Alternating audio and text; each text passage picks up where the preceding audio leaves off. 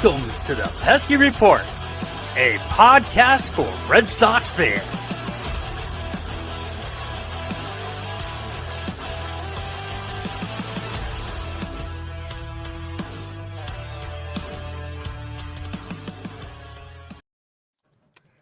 How we doing, everyone? This is the Pesky Report, episode 193. I'm your host, Ryan Brady.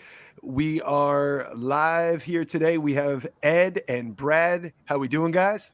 Doing good, man. How are you? Doing all right. I'm going to keep my tradition going by now giving the belated plug of brought to you, as always, by Belly Up Sports Media. There we are. With us today, our very special guest, Tyler Milliken. Nailed it. And I just want to thank everyone. Obviously, we just started here, but I've been battling my setup for the last 15 minutes, and all you guys have been patient. And along with that, I also want to shout out Steve. Congrats on the sex and the pregnancy as well. So, best wishes. I hope that's the intro you're looking for. Very good. Congratulations, Steve, on the sex. Big deal. Tyler, what's your favorite sexual position? Oh, God. Listen, I'm an OG. I keep it doggy. I'm a bigger guy. You know, I like to just hit from the back and not have to worry too much. And I go to work that way. Gentleman's approach. Ed? That's it. I might just be lazy, but I would assume. I like getting ridden. I like grab a handful of ass. Great way to start the show, right? Ed, if I could, please. Oh, I'm more just thinking about how hard it must be for Tyler to have sex with that comically gigantic wiener of his. You know? Ed, you're not the first person to bring this up. Yeah, no, I mean, is it? Please tell me about the struggle that you have passing out from blood loss every time you get an erection. Listen, it scares some people away, but fortunately, I get it. It scares me away. Fortunately, shout out to my girlfriend Martha. She's gone through this battle with me, and she's willing to work with me on a day-to-day basis. So I'm very blessed and thankful. What a hero! Good for Martha. Everybody needs one. Yeah. Congrats to Martha. Answering your question though, Doggy's a good pick. What was that, Ed? Answering your question though, Doggy's a solid pick, Tyler. Thank you. Well, what was your girlfriend's name? Martha. Martha? Yes. I feel like we're in a Batman Superman. Yeah, that was what my immediate thought there too was. Martha, why did you say that name? What a start, boys. What an absolute crushing this start. Gotta love it. My internet's fucking up too, so I might have to restart my computer. We're gonna miss you, Brad. We're really gonna miss you. Yeah. Tyler, how the fuck are you doing, man? Like, I'm good. You know, a little crazy the last hour with obviously some of the stuff that just come out on the, extension talks and everything like that. But I feel like many Red Sox fans, Red Sox Twitter is an absolute disaster right now. I think it's in one of the worst states it's ever been in with the current state of the Red Sox. And some of it's justified, some of it's going far. But I'm trying to avoid the grenades and trying to stay positive. I think that's the big thing because some people are acting like it's, March 30th right now. It's November 16th. I couldn't agree more. I am the panic-stricken Red Sox fan. However, when I myself am on and trying to talk people off the ledge and saying, we're not even into we're barely mid-November now, right? And the crazy thing is, and I saw you and Ed having this conversation on Twitter, it's like part of it's we haven't had a regular off season in so long. You know what I mean? Where it's been nothing crazy, no fear of the season. Last year with the lockout, it's slow. This is part of the MLB offseason, whether you like it or not. It's not like the NBA or the NFL where you get this crazy signing period. It's kind of a slow drip. And we've seen whether it's Bryce Harper, even, Trevor Story, obviously, because of the lockout last year, but Manny Machado, some of these signings go all the way up until spring training. JD Martinez all those years back. In today's game where, a lot of front offices aren't going to cave to the media. It's not like it once were where they're going to play this waiting game, and same for the agents as well. Things are going to take a while. And I think if you're getting worked up right now, you're going to die. You're not going to make the entire off season. You're going to die. Take a breather. And I'm not trying to scare people, but some people have already wrote off the Red Sox. It's come on, at least let them put the team together before you put an opinion out there. You're gonna die because Tyler is going to kill you. Yes, that will also be the other reason because I can't take it. Listen, I get some people are passionate. That's what you want to see from Red Sox fans. But man, like, there's a long way to go here. There's a lot can change in 3 days, 3 hours right now with a couple signings. So I'm not. I don't know, man. Tyler Anderson felt like the key to the entire fucking offseason, right? Like, can I be real with you? I saw the Tyler Anderson stuff, and obviously getting attached by John Morosi and everything. I call him high-end Michael Walker. That's really how I kind of viewed him, and it's no disrespect to Tyler Anderson. Huge year with the Dodgers and everything, but you kind of looked at a lot of the advanced metrics. Doesn't miss a ton of bats, induces a ton of weak contact. I think he is a little bit better than Walker, who you look at FIP and everything, had him a little bit over 4. Anderson's closer to the higher 3s. He'll probably be right around 4. That's where I assume. If I'm the Red Sox right now, I'm hoping you're shooting higher than that, at least for if you want to compete in 2023. Andrew Heaney. I don't need another question mark. I'm sorry. I was obviously joking with that one. But exactly. And I've seen that talked about a ton. Maybe if James Paxton, hadn't picked up his player option, I'd be interested in that conversation a little bit more. But 2 shoulder strains when you have, Chris Sale already, James Paxton, Garrett Whitlock coming from relief to a starting role, Brian Bayo's first full big league season. Certainty. Give me some more certainty. Unless you're Kodai Senga, then throw it all out the fucking window. I'll take that risk. So you're saying Chris Bassett should be signed by the Red Sox? Confirmed. Got it. Yes. Listen, so the way I kind of look at it is, and this played out with the Nate Eovaldi qualifying offer and everything, I put them in a very similar tier in my head. I think Bassett's coming off a nice platform year this year. I think Nate Eovaldi, obviously the struggles and everything he hit, wasn't himself, but we saw in 2021 he can kind of be that front rotation guy. I'd put them in a very similar tier. And now that Eovaldi has turned down the qualifying offer, well, hey, what you would get back in that place kind of makes up, or at least comes close to making up what you'd have to give up to sign him. So, I'd put them in a similar category, but someone like Bassett, where you can get consistent innings, I think that's closer to where the Red Sox are going to go than, dishing out the money to Jacob deGrom or Justin Verlander. Where are you on Carlos Rodon? Because that's the person that I see a lot of people are like, well, bring in Rodon. Look at his numbers. He's been healthy the last 2 years. And I see that and think, yeah, he's good, but they already have 2 fragile lefties. Like, why do you want a third one? And I think that's where that conversation continues to go. I like Carlos Rodon, and I buy in the stuff, but when you're talking about someone who this year he stayed healthy, deal with the little injuries at the end of the year, but last year during the breakout, ran out of gas at the end. Do you really want to add another, 30-year-old pitcher on a 5-ish year deal that is going to be able to stay upright? I'd have the conversation. I'd see where those talks go. But, once again, you're depending on a lot of guys that have so many different problems. And I wouldn't just throw it out. Like, eventually you're going to have to cough up money for a pitcher in that range. I think we go back to a year ago with Kevin Gausman, right? Like, and you're saying, could this be another Kevin Gausman situation where it's someone who's kind of coming into it a little later in their career, and it's not going to be for crazy, ridiculous money, Jacob deGrom or Max Scherzer or AAV, but am I giving everything out to get Rodon? No, I'd check in. I think it's a fair conversation to have. I just don't think it's the way they're going to go about it. Tyler, I want to ask you though, Nate Eovaldi, rejecting the qualifying offer, which honestly, I wasn't sure. I thought it was really, I kind of a little surprised that he didn't, based off an injury, injury loss kind of season. Is it kind of sort of possibly best case scenario that he rejected it? They don't re-sign him due to those injury question marks. I mean, he's got a lot, and with Sale and Paxton and Whitlock, first year probably going to be, and Bayo. What ideally do you see happening with Nate? I think they really would like Nate back. It's just going to be at their price. I don't think they're willing to go to an extreme length to re-sign him. I think more it was, all right, well, is he willing to take the chance on the QO? Because as it was, depending on Bogarts, hopefully he is back here.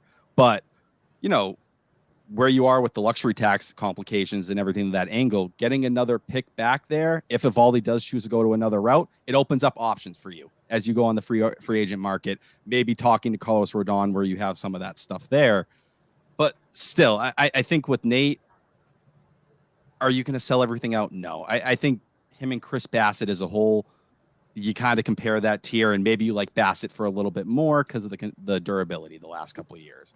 And maybe it'll be a little bit more, but it's that ceiling versus floor there where I think even Nate offers a higher ceiling than Bassett. I'd still be happy to have him here, but that goes into the 6-man rotation kind of idea that I've been pushing on Twitter a lot recently. How much do you think the Plawecki DFA played into him rejecting that qualifying offer? I don't think it played much of a major role. I think when that happened, as Alex Core said, there was a lot of stuff going on down the stretch there where guys weren't super happy with the way the season had gone and some of the complaints. But I look back and I posted some of these things on my Twitter. Evaldi was preaching and almost begging for the Red Sox to kind of bring him back or work out an extension. He recently bought a home in Boston. Pete Abe had it in one of his recent notes columns. He already was living in the area, but he purchased something new. So I think he wants to be here. That's why they're talking about a multi-year deal. I think ultimately, though, for him, he probably realizes some of his health concerns. He knows he wants a multi-year. Give me something for 3 years here around 15 to 17 mil. So if my elbow does blow out, if I can't stay healthy like I haven't for a majority of my career, I have something beyond just the 19 million I would have made on the Q out. Right. And I understand where he's coming from. And I just think it's one of those things where if you get him at your price, go for it. If not, don't break your back. Go talk to Chris Bassett. Evaluate the trade market. Go after Kodai Senga. Have those conversations. But, you're not going to live or die on the Nate Eovaldi thing. I think it just opens more opportunities for you. Does James Paxton opting into the 1 year, $4 million, does that make you concerned that his injury is that significant and he doesn't expect to receive more money than that because of that there's more at play physically than going on? I don't know. I think when you get into some of that realm, the Red Sox monitored his stuff throughout the entire year, continuing to say the velocity was back. They were really excited about how he was looking. Alex Cora preached about it a few different times. Obviously, the lat tear happened, but that shouldn't involve anything with the arm itself, the elbow itself over the course of an off season. I think the way the Red Sox looked, hey, for $4 million, we know your medical history. You're someone who hasn't pitched since 2019 consistently. James Paxton probably feels, all right, at least I'm with an organization that knows what's going on with me, that can kind of monitor my workload a little bit as I go along. Working with someone like Nate Eovaldi over the years who's dealt with injuries, they've kind of done a lot to focus on his body to get him to the point where 2021 was even possible. Entering that year, I don't think anybody thought he was capable of doing that over the course of 30 starts. Mm-hmm. So I think it was just the safer move. And Scott Boras alluded to that as well. But at James Paxton's point in his career, he's made money. He's not desperate. He's not looking for anything to get by. It's what's going to give him the ability to pitch, for the next 3 or 4 years after this. And I think here is just the safer option for him. Where do you see the Sox using Paxton? Do you think that he'll be in the rotation? Do you think that he'll be a long man type until he's, feels more comfortable throwing longer outings? I don't know. I think it's a weird conversation with Paxton's upside. If it'd be one thing if he was kind of a fifth starter in his days, but he was a true mid-rotation arm who's done it in the AL East. I think if you're talking about the Red Sox and what makes sense for this entire rotation as a whole, Chris Sale not having, pitched since really 2019 consistently or, over the course of a full season, Garrett Whitlock making the transition, from reliever to starter, James Paxton's health, why wouldn't you look at the Astros and say this makes a lot of sense for where I'm at? Justin Verlander was coming off Tommy John, hadn't pitched in 2 years. Christian Javier converting from relief to starter. We saw how much of an impact Christian Javier had in the playoffs. I think Garrett Whitlock's capable of a very similar kind of transition if everything does go right. And then with James Paxton, it's like you can balance these workloads out and keep everyone healthy without kind of, you're going to have to be short somewhere, whether it's a player on the bench or whatever it may be. But if your hope is to keep your full rotation going, this is probably your best shot because Chris Sale, what do you hope for? 100 innings? You hope for 100. James Paxton, 100 innings?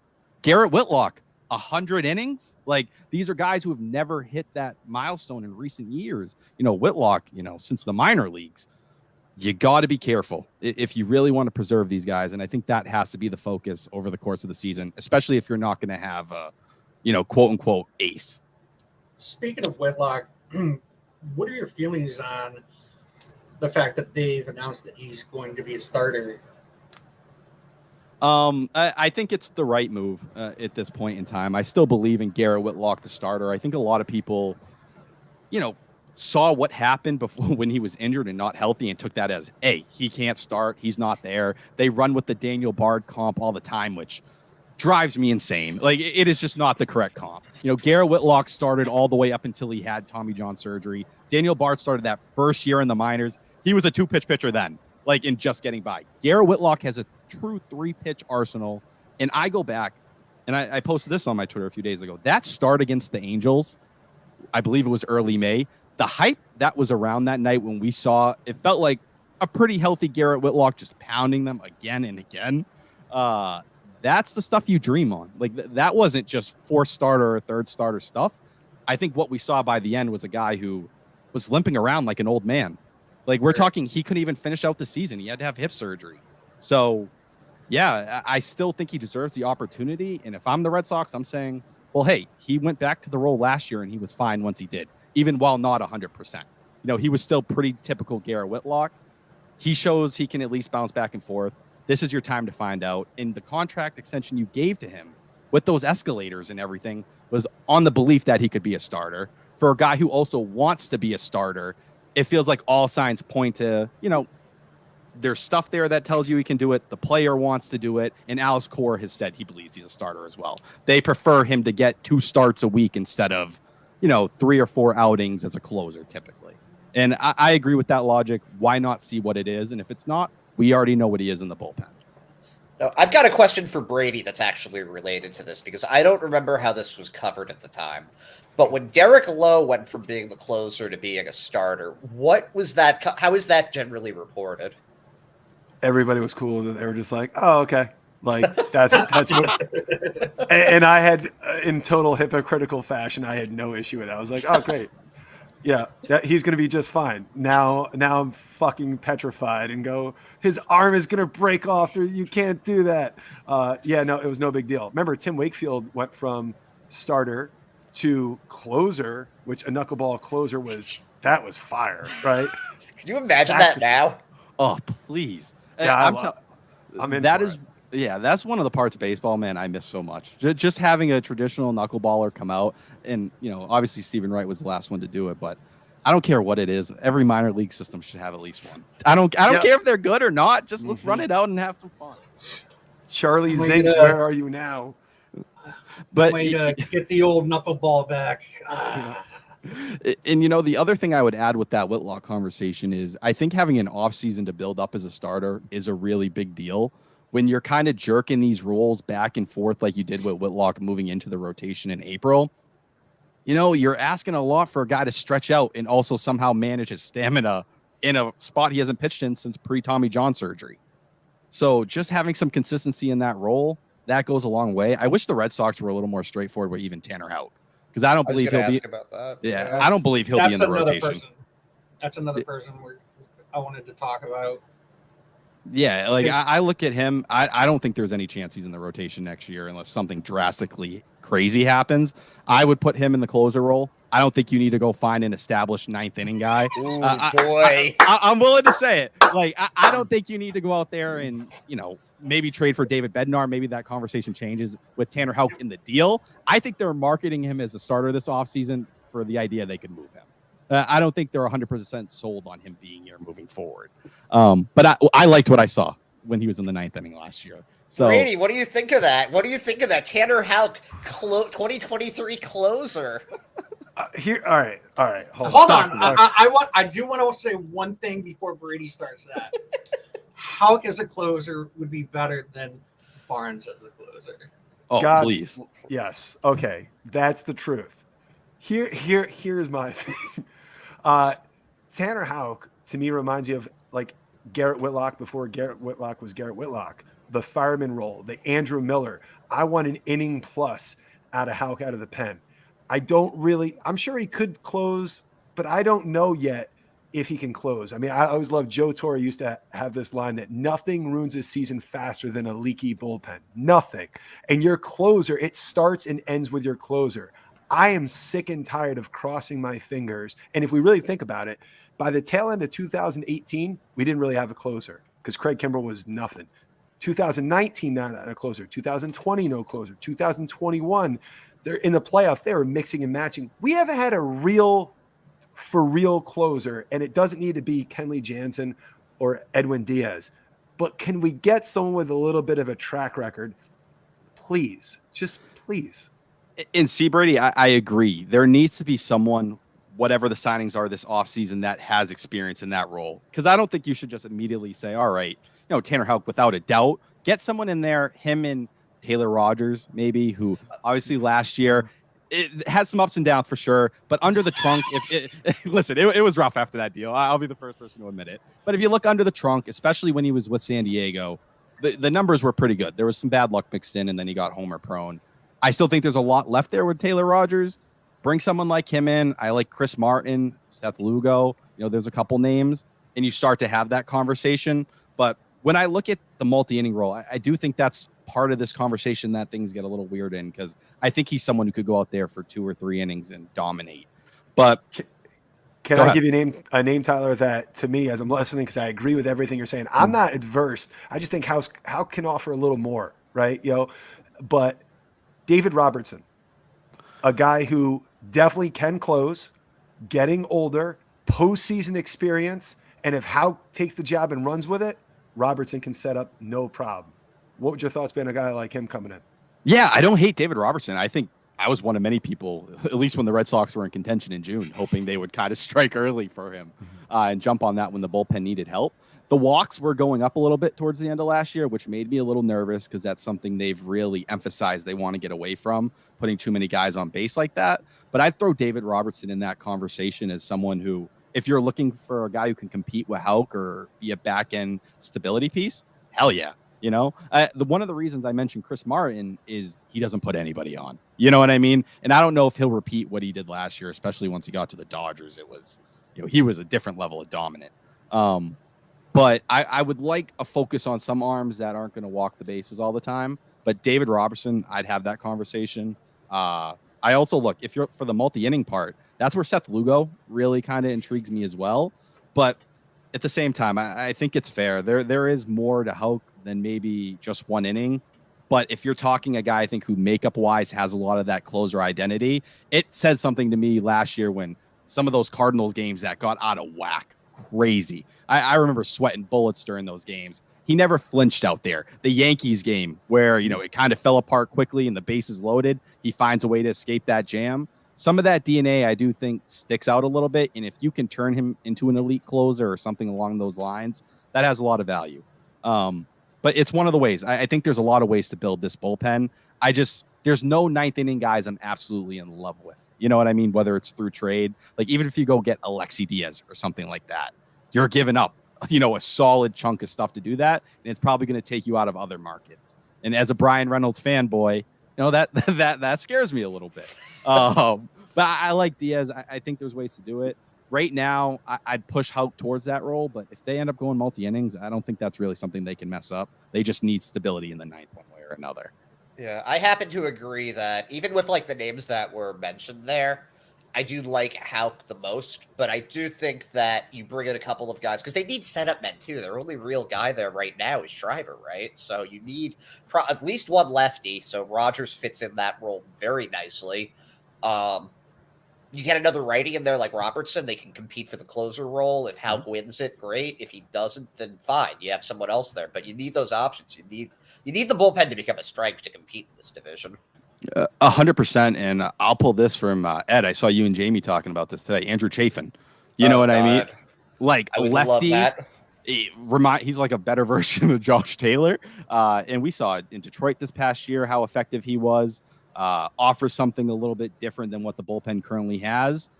I wouldn't hate that. A lefty in the 8th inning, you can kind of pair with Schreiber because, I'm guessing you guys are on the same page. I don't view Matt Barnes as a setup guy anymore. It was great. Yeah, it was. Oh, Brady. Oh, Brady, please tell him the story. All right, I'll do it really quickly for you.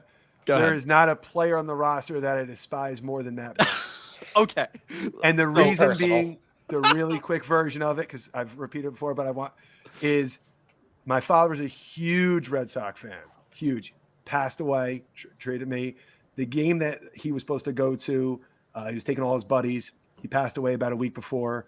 So I took his buddies in place of, and I took him there. Sox are losing, and I'm like, might as well. I don't even, who cares? Well, Sox make a comeback, take the lead.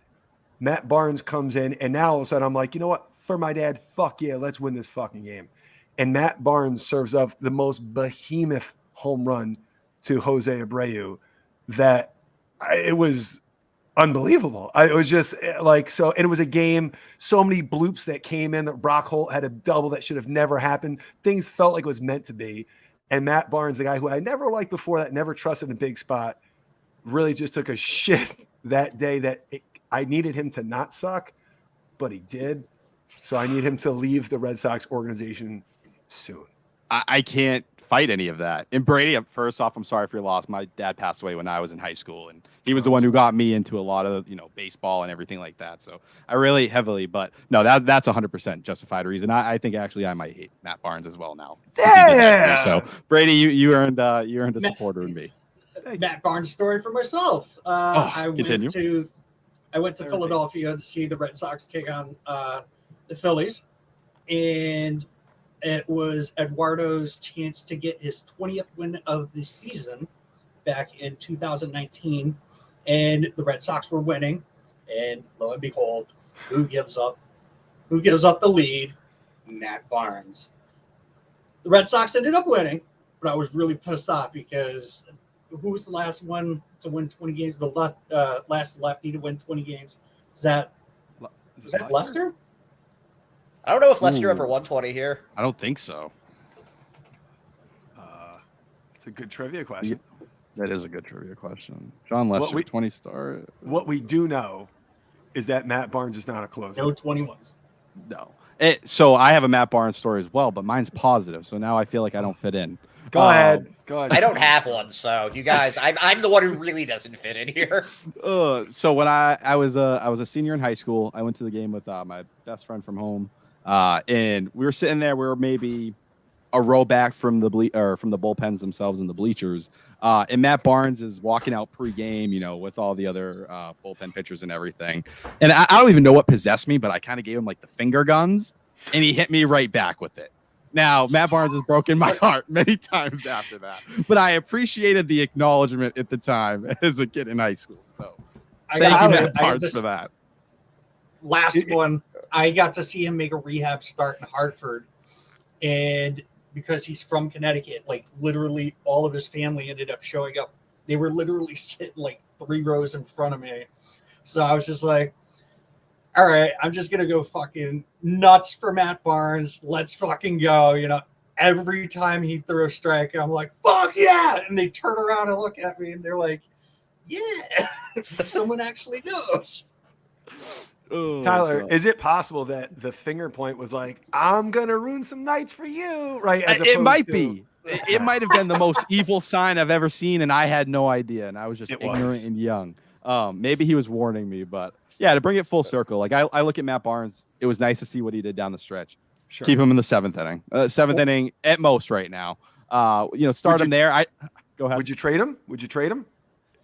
I don't think it'd be easy. Yeah, considering some of the arm issues he had and where he was a year ago for his salary, I'm guessing it's not going to be easy to move him. So at this point, I deal with the devil you do know and just keep him in that 7th inning spot and just, hey, stockpile that bullpen and really try not to overwork guys. I think that has been one of the most underlying concerns for 2 seasons now with some of these arms. Like I go back to 2021, what they did to Adam Ottavino, man, they murdered him. They murdered him in that first half, and he got destroyed by Red Sox fans in the second half. He just had nothing left. And people will say, well, he only tossed, I think, 5 more innings or something.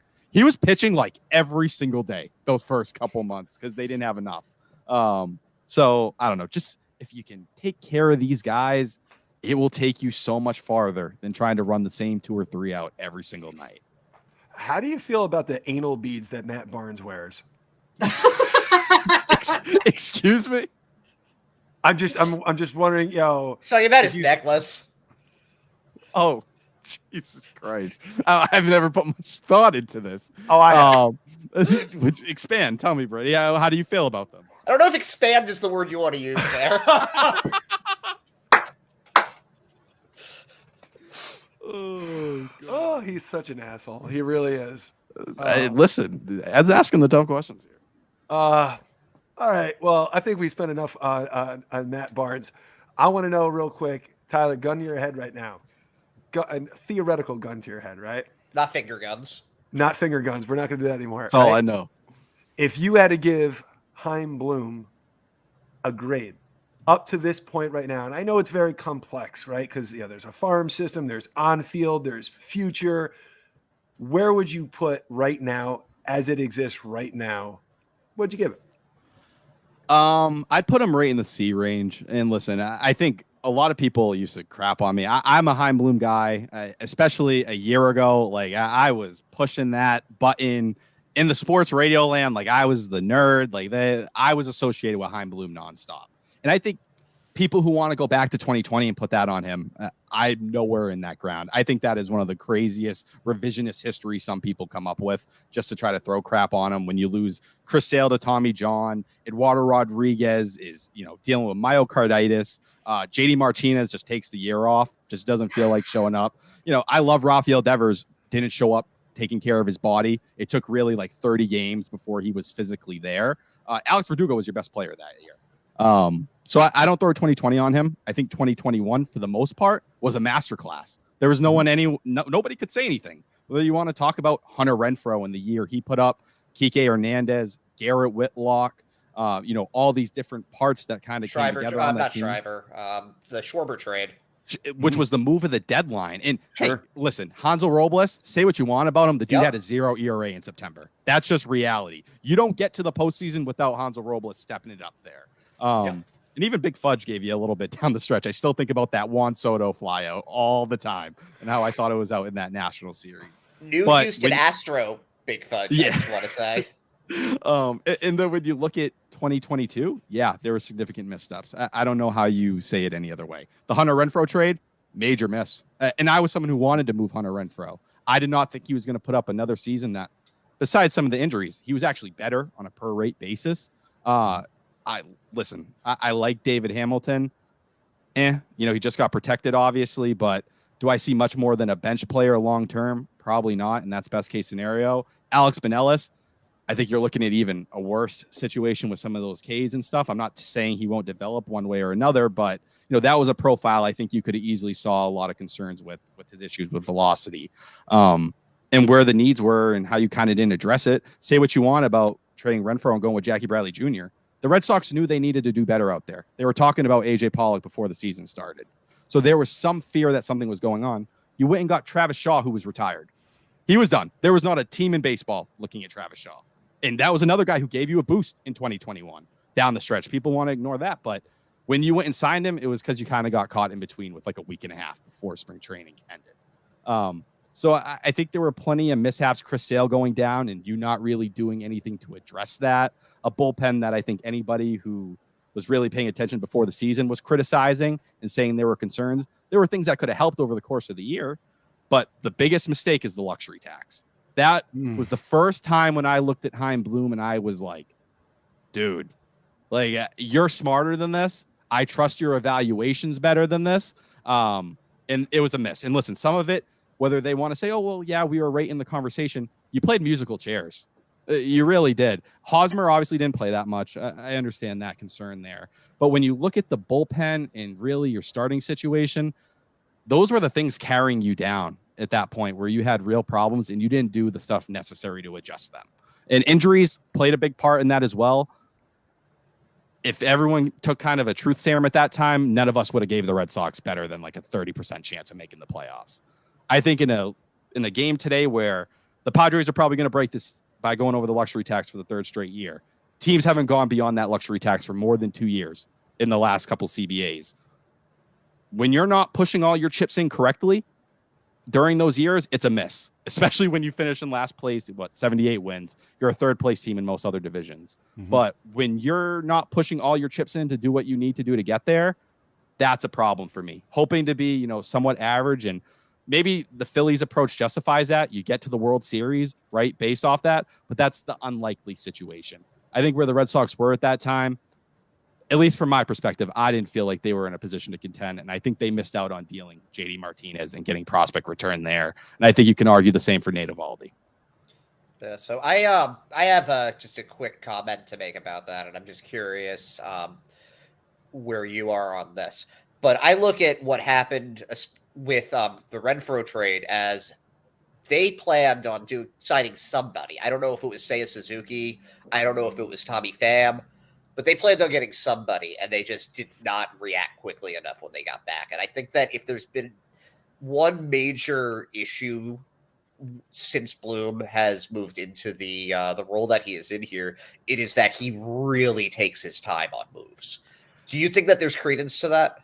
Yeah, Ed, and I from talking to some people who know things about the organization, the word I've heard commonly placed on the front office at Bloom is indecisiveness. That word continues to kind of ring pretty loudly with the voices talking around there. And that kind of makes sense when it always feels like the Red Sox are in a middle ground where it's like, the luxury tax, for example, where they're kind of in the middle. Like, you take care of Christian Vasquez, you deal him. It made a lot of sense. It was a good move. Then you kind of sit back and you're holding out for JD Martinez. Like, you know what I mean? No offense, but I think looking at JD Martinez as a whole, it's a third straight year there's been significant signs of regression. Whether you want to talk all of 2020, 2021 after the first 2 months of the season where he disappeared until the playoffs again, or this past season where he kind of fell off after the first 2 months. There were signs of regression. And for someone like JD Martinez, was there really a point in keeping him around besides, what was going on in the clubhouse? Maybe that's a fair argument. But if you're going to rock that boat already with Christian Vasquez, you might as well commit one way or another to it. And that's the thing. I think Seiya Suzuki was someone they really wanted last year. For whatever reason, why it didn't work out, who knows? Maybe that's the indecisiveness where sometimes you got to give up a little bit more. I'm all about value as much as anyone, but sometimes you have to be the guy that's willing to put a little bit more on the table to get a deal done. I haven't felt like Bloom's always been willing to do that, and it's a timing thing. You got to do it when you're right or in the right spot. I think there's been times so far where they probably regret and look back that they didn't push a little harder to get a deal done. I think Brooks Raley was the one mentioned in one of the columns on the Boston Globe recently where they offered him a deal last year, wasn't enough, and then they sat there and regretted it, saying they wish they pushed harder. How'd they get outbid by the Rays? That's crazy. And that's the hard part. There's certain moves there, whether it's the bullpen or what, where, hey, I understand value and you want to make the best deal. You got to flex the Red Sox muscle a little bit. That's part of being here where sometimes you can say, all right, fuck off. I have an extra $2 or $3 million that you don't. We're going to get this deal done. You need to act like that more often. And I think sometimes Bloom hasn't really chose to act that way. Tyler, I really agree. Looking at it, it's a total mixed bag, right? Which leaves me both optimistic and nervous at the same time. The thing that really confused me more than anything was we traded Renfroe after a strong year and took salary more on. So it felt like we gave Renfroe away for not a great return, but on top of that, we're paying about $3 million more per year to have Jackie Bradley on the roster than Renfroe. When the trade went through, thought for sure that it was going to be almost JBJ was almost free. Not only was he not free, we had less money to actually spare that maybe a guy like Tommy Pham signs or Seiya Suzuki. It didn't make a lot of sense. And when you talk about the indecisiveness, I remember that was right at the deadline before they froze the rosters. And I hope that that's not a real thing. And I think that's where I kind of sit there. It's like the Jackie Bradley Jr. deal, the James Paxton deal, even to some degree. The James Paxton move made sense at the time, and it still does. It doesn't make sense when you go $4 million over the luxury tax. Yes. That's when it doesn't make sense, because then you're sitting in that indecisive window. If you're going over the luxury tax, what the fuck are you doing going $4 million over? Get underneath it. That's what's so frustrating to me. You could have done that at the deadline through JD and said, hey, we fucked up. We realized it. Let's kick the can down the road to next year. We can push over the next 2 years and say, fuck it, spend the money the way we want to. Instead, you doubled down on that mistake. $4 million over the luxury tax? That's not all in a year where you need to be all in. And when you're talking about not having a right fielder, whether it was that money for Pollock or just getting Brad Boxberger, imagine just having someone like Brad Boxberger for friggin' $3 million. Like a guy like that would have been a game changer for you in that bullpen, and you chose not to do it. Yep. Okay, maybe you say early in the year you wanted to wait and see.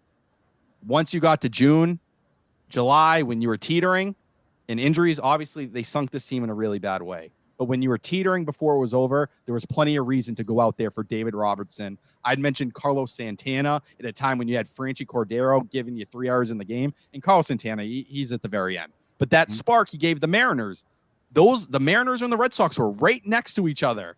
And Carlos Santana kept their head above water just for the little bit of stretch they needed.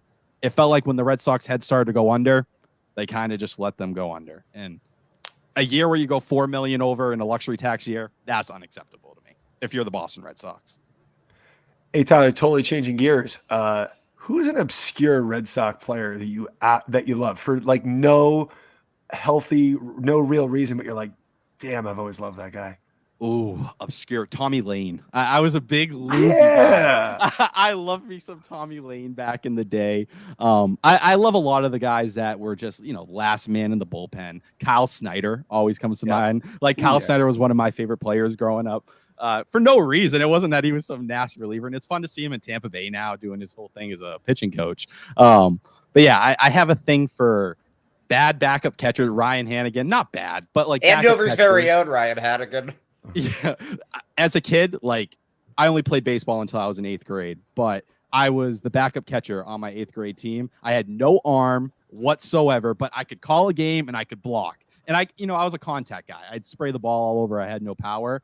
I was Kevin Plawecki before Kevin Plawecki. So whenever I watched Kevin Plawecki, I always thought of myself. So guys like him, and I don't even know, like probably the weirdest favorite player I have, Will Middlebrooks. I was a Will Middlebrooks fanboy, and it was because I was, in middle school on the computer on Sox Prospects, reading about Will Middlebrooks and getting hyped about him.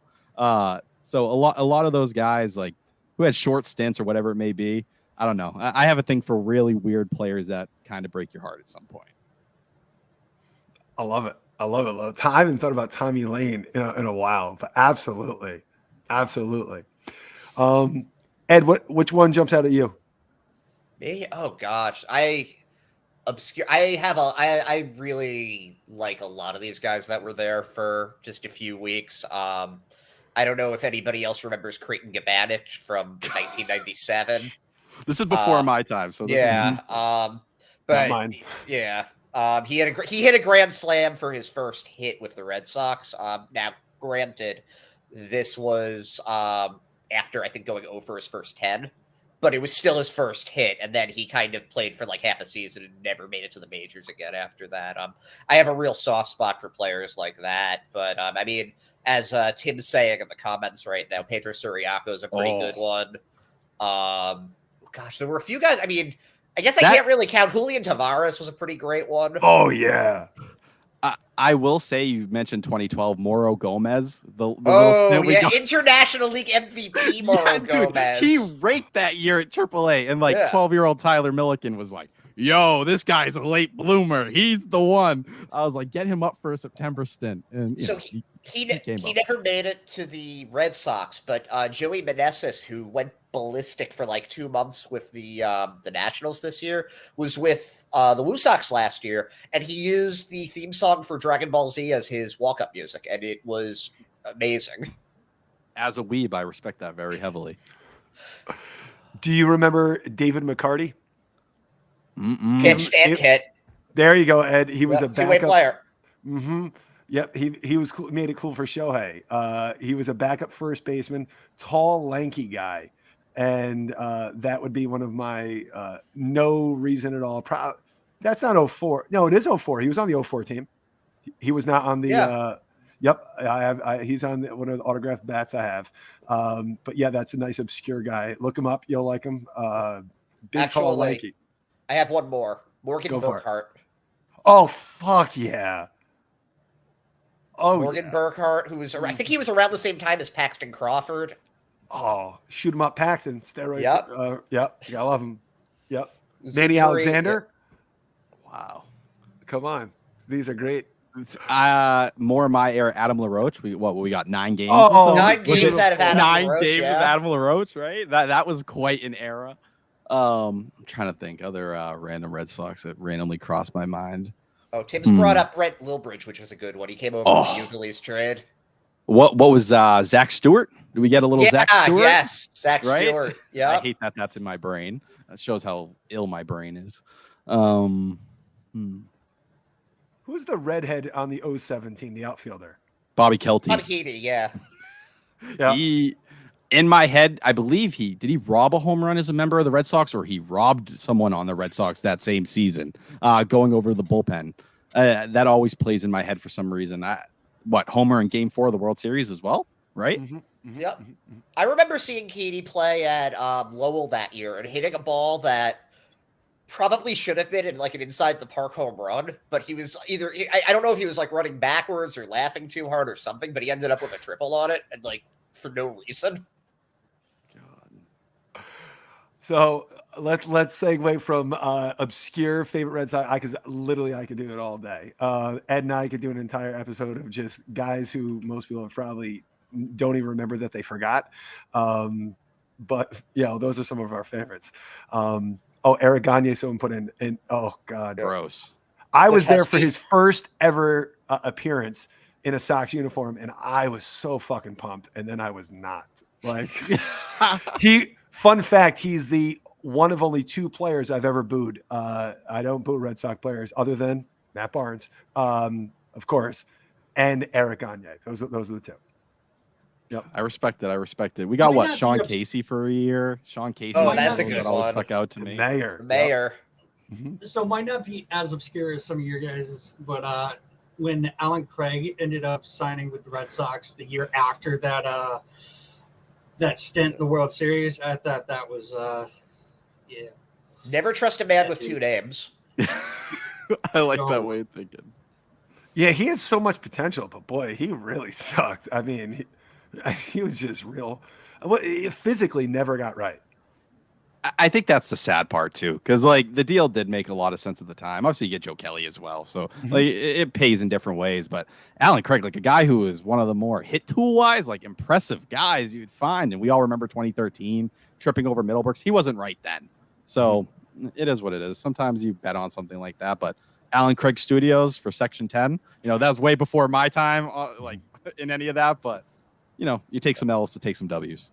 So I know you're a Sox prospects guy. So Yes. let me ask you 2. I've got 2 questions relating to this, and we'll start with what'd you think of the Rule 5 protections? This happened yesterday. It was Thad Ward was not one of the guys, but Cedon Rafaela, Brandon Walter, who we've got coming on the show tomorrow, 2 pretty easy ones. Chris Murphy, another one that was fairly easy, another lefty. But then the last 2 kind of surprised some people. Leo Abreu was somebody he was the guy who came over with Emmanuel Valdez in the Christian Vasquez trade, outfielder. Went to the AFL, didn't do that well there, but AFL's kind of random. It's 5 weeks, so if you get hot or you get cold, doesn't really say that much. But then, guy that we talked about a little bit before, David Hamilton, also protected. That came as a bit of a surprise over Ward, who's more of he's a pitching prospect, another AFL guy. What are your thoughts on this? I was definitely surprised. I thought Thad Ward would be added, but if you dive deep in, so many people are gonna like sit here and act fake outrage. Like I saw the Heim Bloom haters already are like, oh, he only took David Hamilton or protected him because he's trying to make up for the Hunter Renfroe deal. Spare me. Please spare me. That's not what it is. At the end of the day, if it wasn't the right move, like he's only hurting himself going forward if he's going to keep David Hamilton around and he doesn't believe in him. But yeah, Thad Ward went down to the AFL. Obviously, the numbers were good, but got hurt while he was down there and the stuff was still down. Now, am I telling you I wouldn't have protected him? No, I would have, because I'd be scared I was going to get Garrett Whitlocked. Like that's kind of the game you play here. And it's a similar situation, a guy who's gotten up to AA and showed some good stuff. But they've talked about it. Thad Ward's big pitch was that slider. It hasn't been there. And there's been recent guys. I think back to Jay Groom coming back where the breaking stuff never returned at all. And you can't say that about anyone. But I look at Thad Ward and I profile him basically as like, best case scenario, he'll be a fifth starter. So great. Take him. If you want to try to make him your long man, We'll see if it happens. He's going to get picked, but I would be pretty surprised if he's not back in the organization at some point next year. When I put out my predictions, I thought Wilkelman Gonzalez was going to be picked up. And I'll be real with you, Sox Prospects podcast, they talked me into it. Like I was sitting there and, those guys are, I think, the smartest guys in this community. If you really want to hear logical takes on the Red Sox and the farm system. And it made sense as a guy who could get picked by a team, electric stuff, clean the delivery up a lot this year, but most likely is going to end up in a reliever role. Could you stick him in the bullpen and hope it kind of just, you can get through a year with him pitching lower leverage innings? Sure. But I'm not torn up over it one way or another.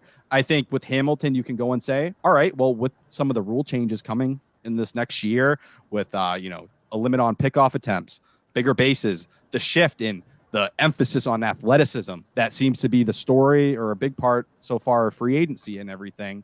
That second base, if you can kind of have that ability to have range and different stuff, it's a big deal now. I think it hurts someone like Emmanuel Valdez for example, a guy who's kind of faking it there a little bit, maybe even Nick York a little bit.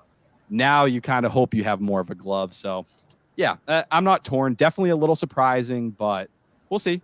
Hamilton's also dealt with a lot of injuries over the last couple of years. So for him to even be somewhat above league average as a bat, obviously on the older side at 25 as well, I'm intrigued. It's definitely interesting, but nothing I'm going to sob about. Yeah, it's interesting with Hamilton also because this was only his second year, I believe, actually playing in the minors. So there still could be some development there. But we had Eli Marrero, who is the son of the famous Eli Marrero, the more famous Eli Marrero, who's with the Cardinals. We had him on last week. He's a catcher for the Sea Dogs, and he was talking about how Hamilton, they would pitch out against him, and he'd steal seconds anyway, and it wouldn't even be close. And that kind of speed and athleticism is very hard to find. So maybe I was a little bit biased having just had that conversation, but. There are some people that seem like to think that this is like something horribly offensive, and it's like it's the 40th guy on your team. Like, just chill out. And like, I would look at that award and listen. You can never have enough pitching. I'm not saying that, but if you're talking quadruple A arms, if there's something the Red Sox have a fuck ton of right now, it's quadruple A arms. And really, like adding another one to the mix to kind of play the game next year. All right, like you really picked. Like, I don't put Brandon Walter in this category, but. Chris Murphy, like I'll put him in that category ultimately. Like I don't think he's going to be a big league starter. I think he's at best of 5, probably more likely a multi-inning reliever. I'd throw him in the same conversation like a Josh Winkowski. So yeah, they didn't choose him. You have a guy who stole 70 bases for you and set a Red Sox minor league record. It's not like you're just picking up some random trash or you're saying, well, he's fast. Yeah, Jarren Duran's fast. He can't steal bags like consistently. At that level, David Hamilton has a knack for stealing bags. So does he have a role? Who knows? I wouldn't be surprised in 2 years if he is someone who can give you, depth at second, short in the outfield as a speed guy. That has value in the big leagues. Yeah, definitely. My second question regarding the minors for you is, who do you like right now in the farm system that might be obscure for your typical Red Sox fan? Ooh, that's a good question. Like, you start to go down the list, and I think the good thing Chaim Bloom has really done since kind of taking over, while the upper echelon talent is there, it's the middle kind of parts of it that get me excited again. And I'd say it's not crazy standout, but someone like Nathan Hickey, I think is someone who's not getting enough recognition. I think Sox Prospects has him at 20 right now, but a guy who's already an on-base machine and kind of has that advanced plate approach. I have concerns about whether he's going to stick at catcher long term, but I thought the Red Sox were pretty aggressive with him this past year, and that speaks to that approach.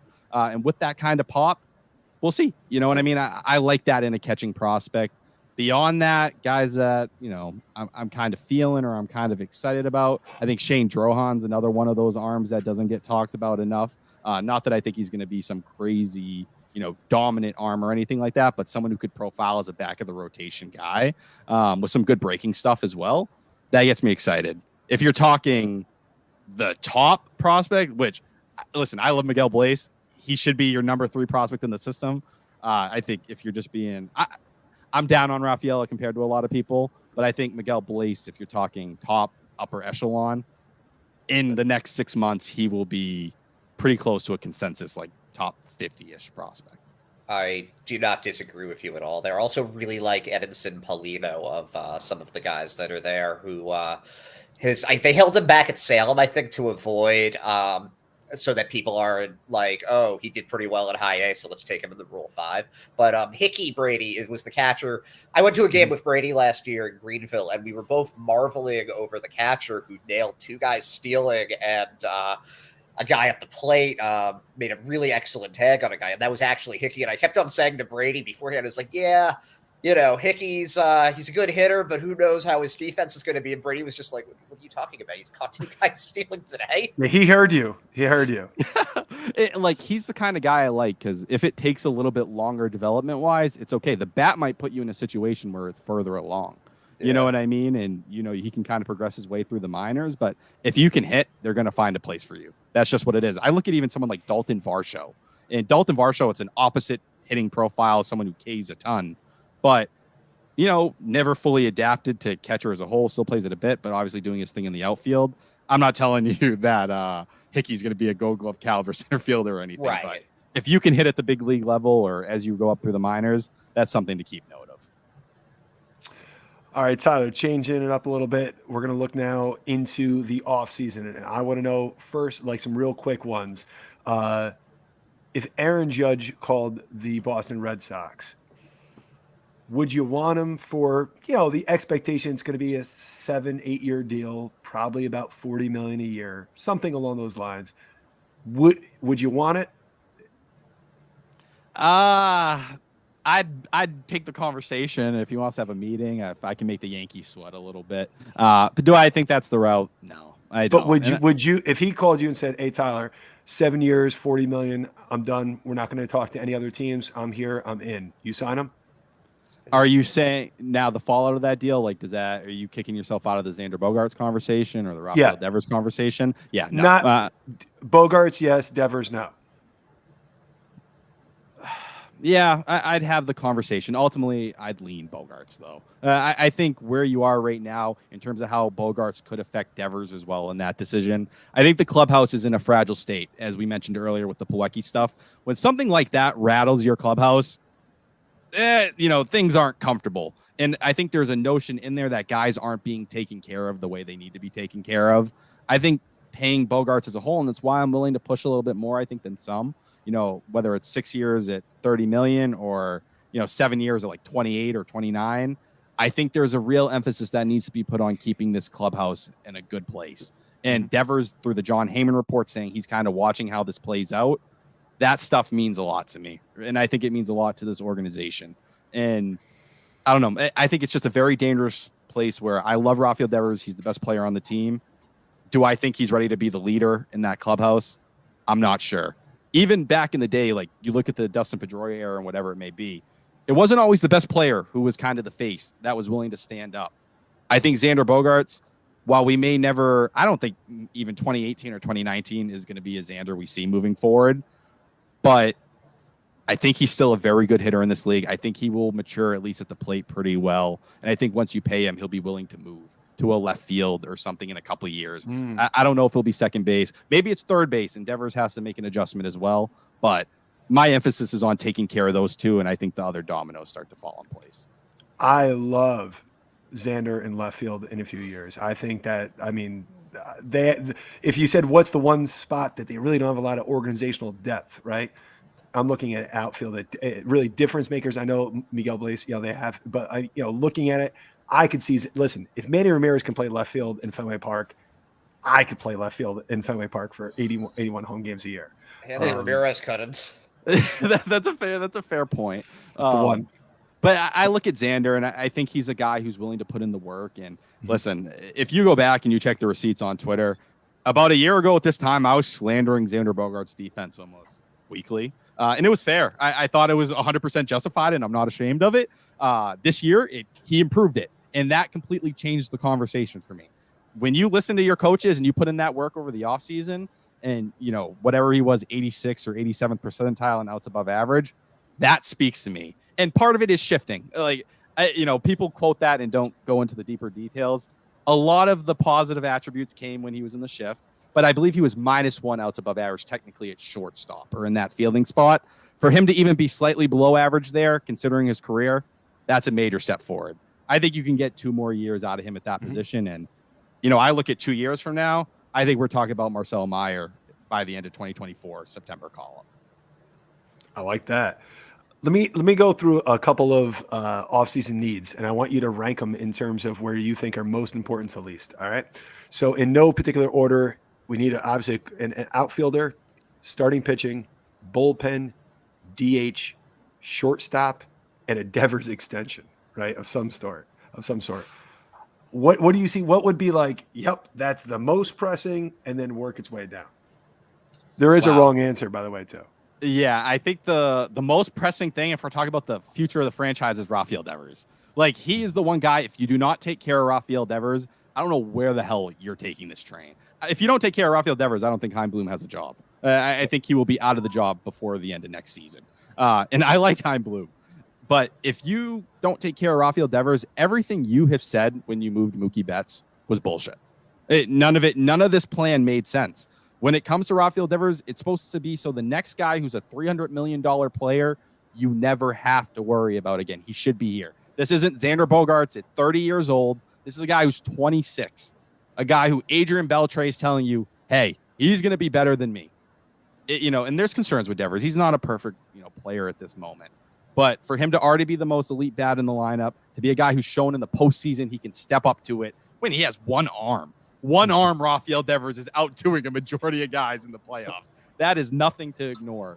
And I think, defensive concerns, sure. He improved this year. He's still below average. But I don't look at him. It's never been a range problem with Rafael Devers. Range is usually what decides a lot of these things, like it was with Xander Bogaerts. With him, it's kind of the routine play and getting that down. You'd hope he'd mature over that. I think there's some body stuff as well. He could tighten up a little bit over the course of the year. But I believe with Alex Cora in that dugout right now, he will make sure those steps continue to get taken. I think we're watching a future Hall of Famer in Rafael Devers. You lose him, you lose really the foundation of your franchise right now. All right, so what's next?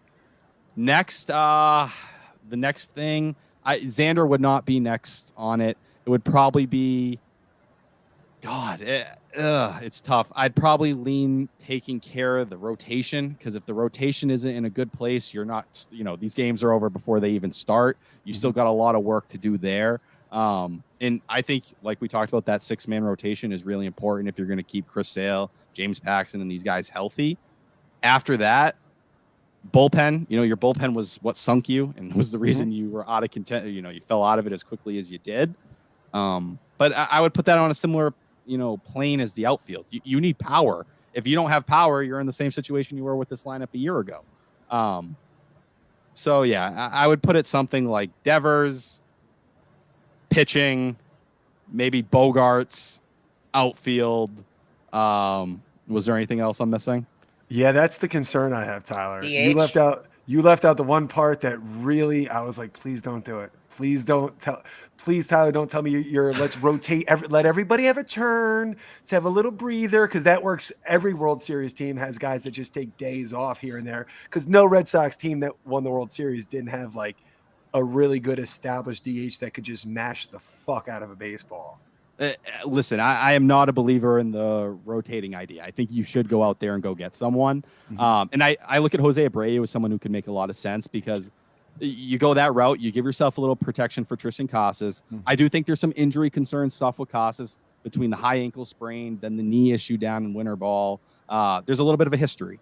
So I think broke his wrist when they first drafted him too. So it's not like it's exactly. just those two. And I think just having a little protection there keeps you from falling down the Bobby Delbeck. We'll see if Franchi gets non-tendered by Friday, but down that pathway once again. But I think one of the reasons I skewed DH a little lower is because I believe that when you look at right field or the outfield, you need to go get an impact piece. And that's where I turn my trade assets to. I'm looking at Brian Reynolds. He's been really the name I continue to turn and look at, just from the fact I think the timeline fits for you really well. He's not going to be a free agent till he's 2026. We're talking about a switch hitter entering his age 28 season. This year, it was still a really good year, 126 OPS plus, hit 27 homers. So that's the power you're kind of looking for. finished 11th in MVP voting in 2021. But what it always turns to is, well, the defense, right? Where are you going to put him in the outfield? Can he handle right field, a second center field?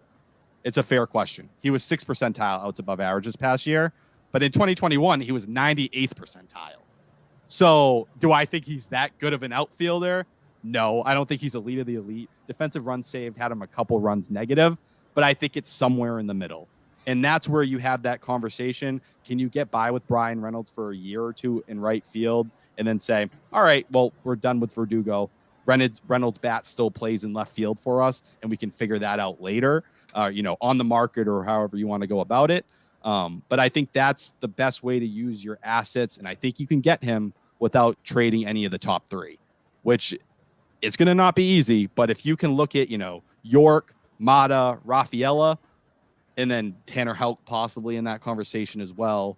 Oh. I'm not saying all four of those, but some package of those names, maybe two of them and two somewhat lower guys, can you get a deal done for Brian Reynolds? Because I don't think that ace that you want to deal for is on the market this offseason. And if it is, you're giving up Blaze or Meyer. And I don't think anybody here wants to trade Casas.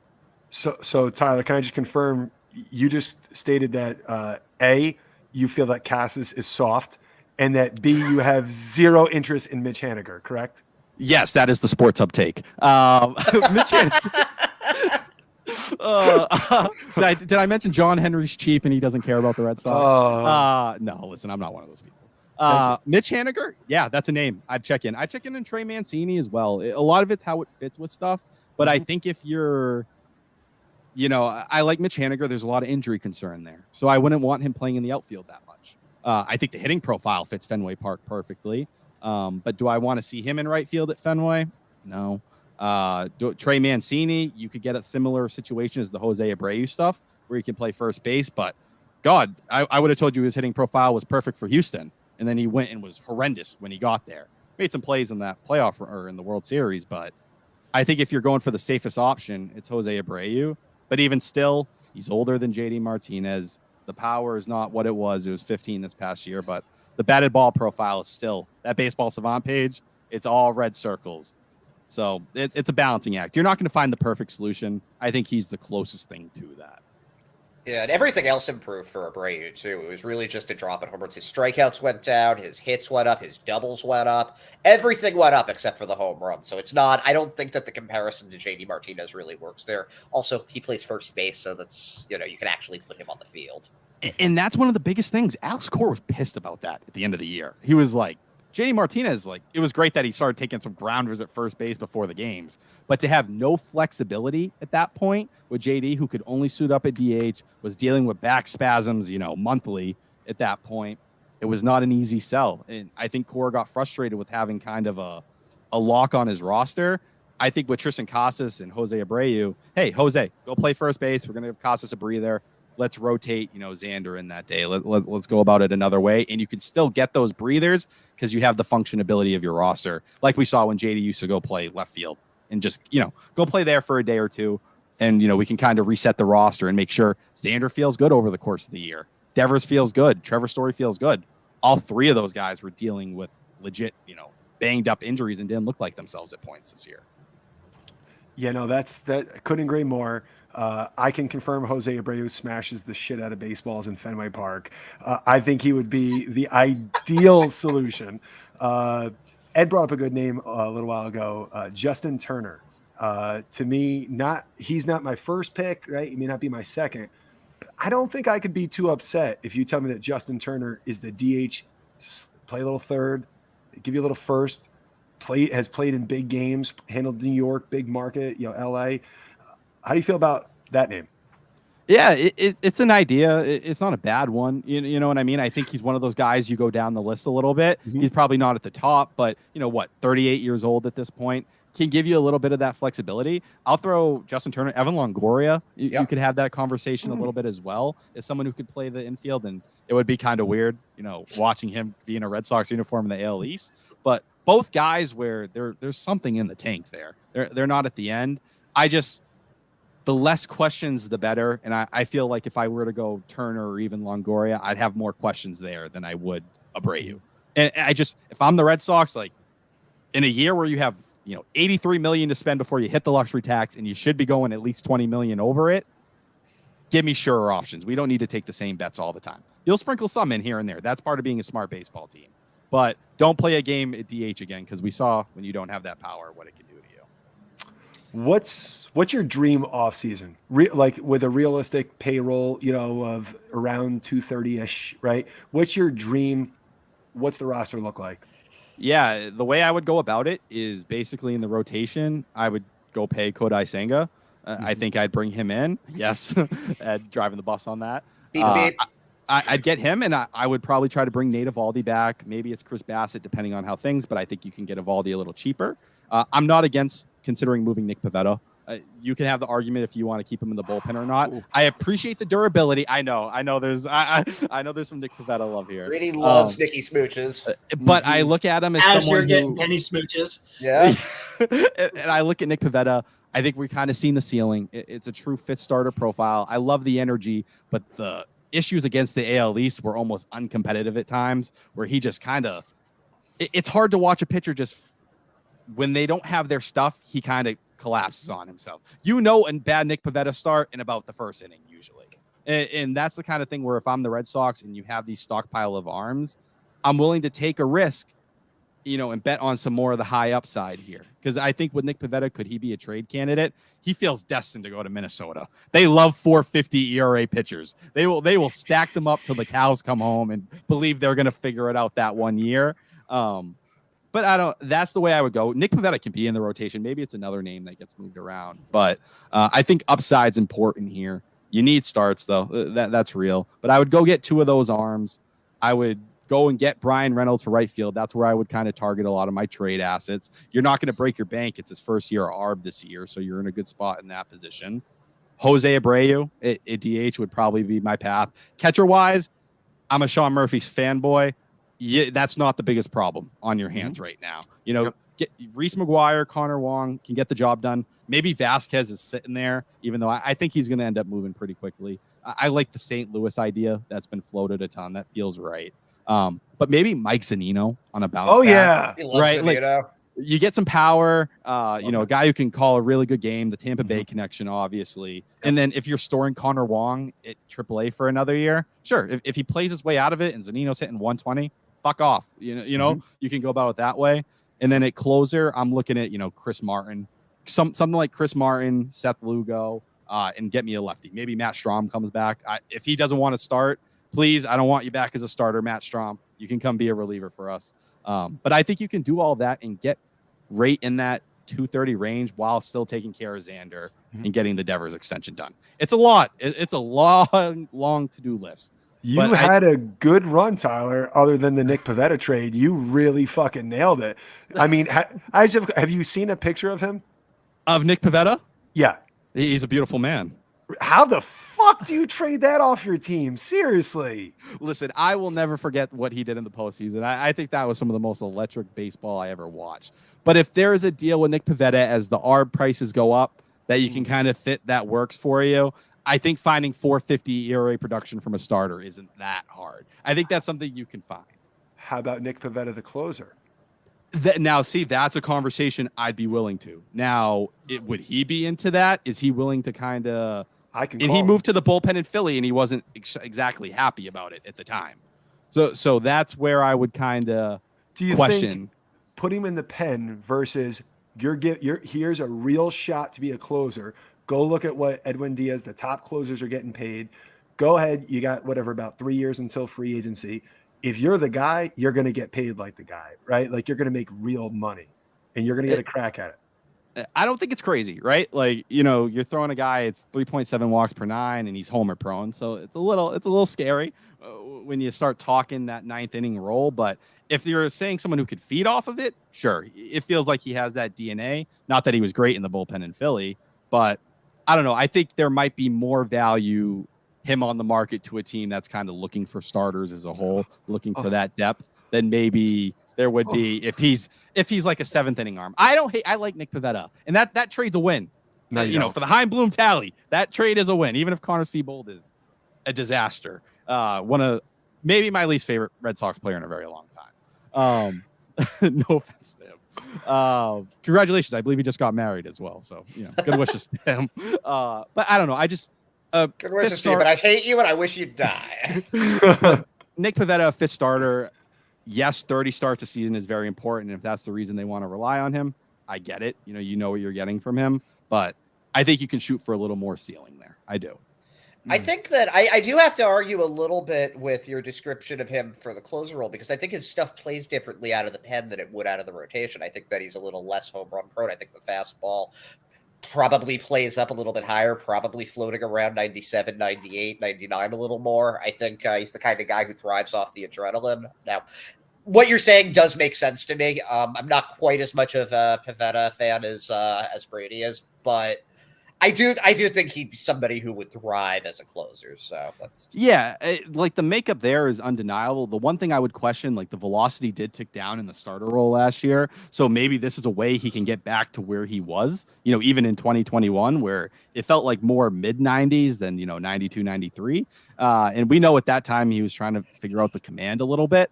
But yeah, if he would be interested in it, I wouldn't, say, automatically trade him. But I wouldn't be scared to put his name in trade talks. I'd be willing to see what other teams think of him. Have you seen his glutes? They are nice. They are quite nice, Brady. Like, what else stands out about Nick Pivetta to you? His eyes. He's Canadian, right? Fuck yeah, he is. Born on Valentine's Day. Yeah. Canadian rotation. Pivetta, Big Maple. I heard, I can't confirm this, that he can't wear a cup. Wow. That talented? Yep.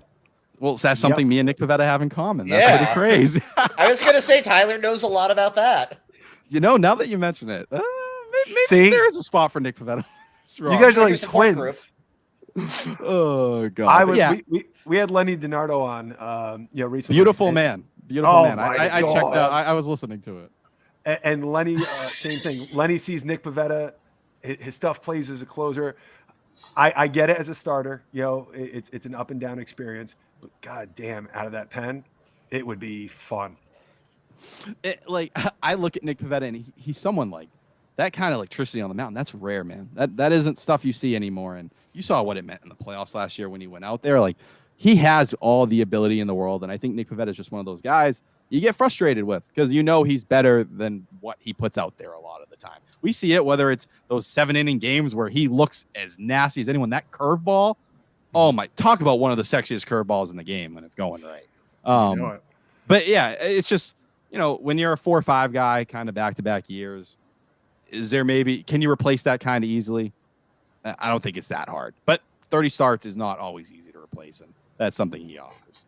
It's pretty hard, Tyler. I gotta be honest with you. It's pretty fucking hard. Oh wait, no, replacing it. Yeah, no, I'm sure. I was a little lost there for a second. How fucked are the Sox if Cassis sucks?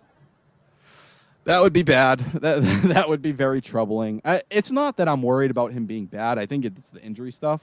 But I look at Tristan Casas last year, and I think a lot of people were tuned out those last couple weeks, and I get it. But after those first 10 games, the way he locked in, he had the best chase rate on the entire team. So he wasn't constantly reaching, kind of pushing the envelope outside, which is a sign of a hitter that's comfortable. I believe he had the same amount of walks and strikeouts over that stretch as well.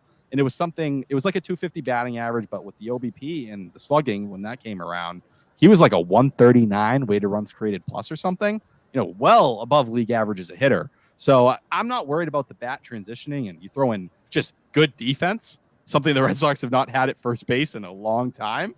I think that's a pretty big win. And this might be a hot take, but if I'm putting in I know Pete Fotzey did this at the end of the year when he got to make the lineup. I'd consider him as my leadoff hitter next year. I'd heavily consider Tristan Casas the leadoff hitter.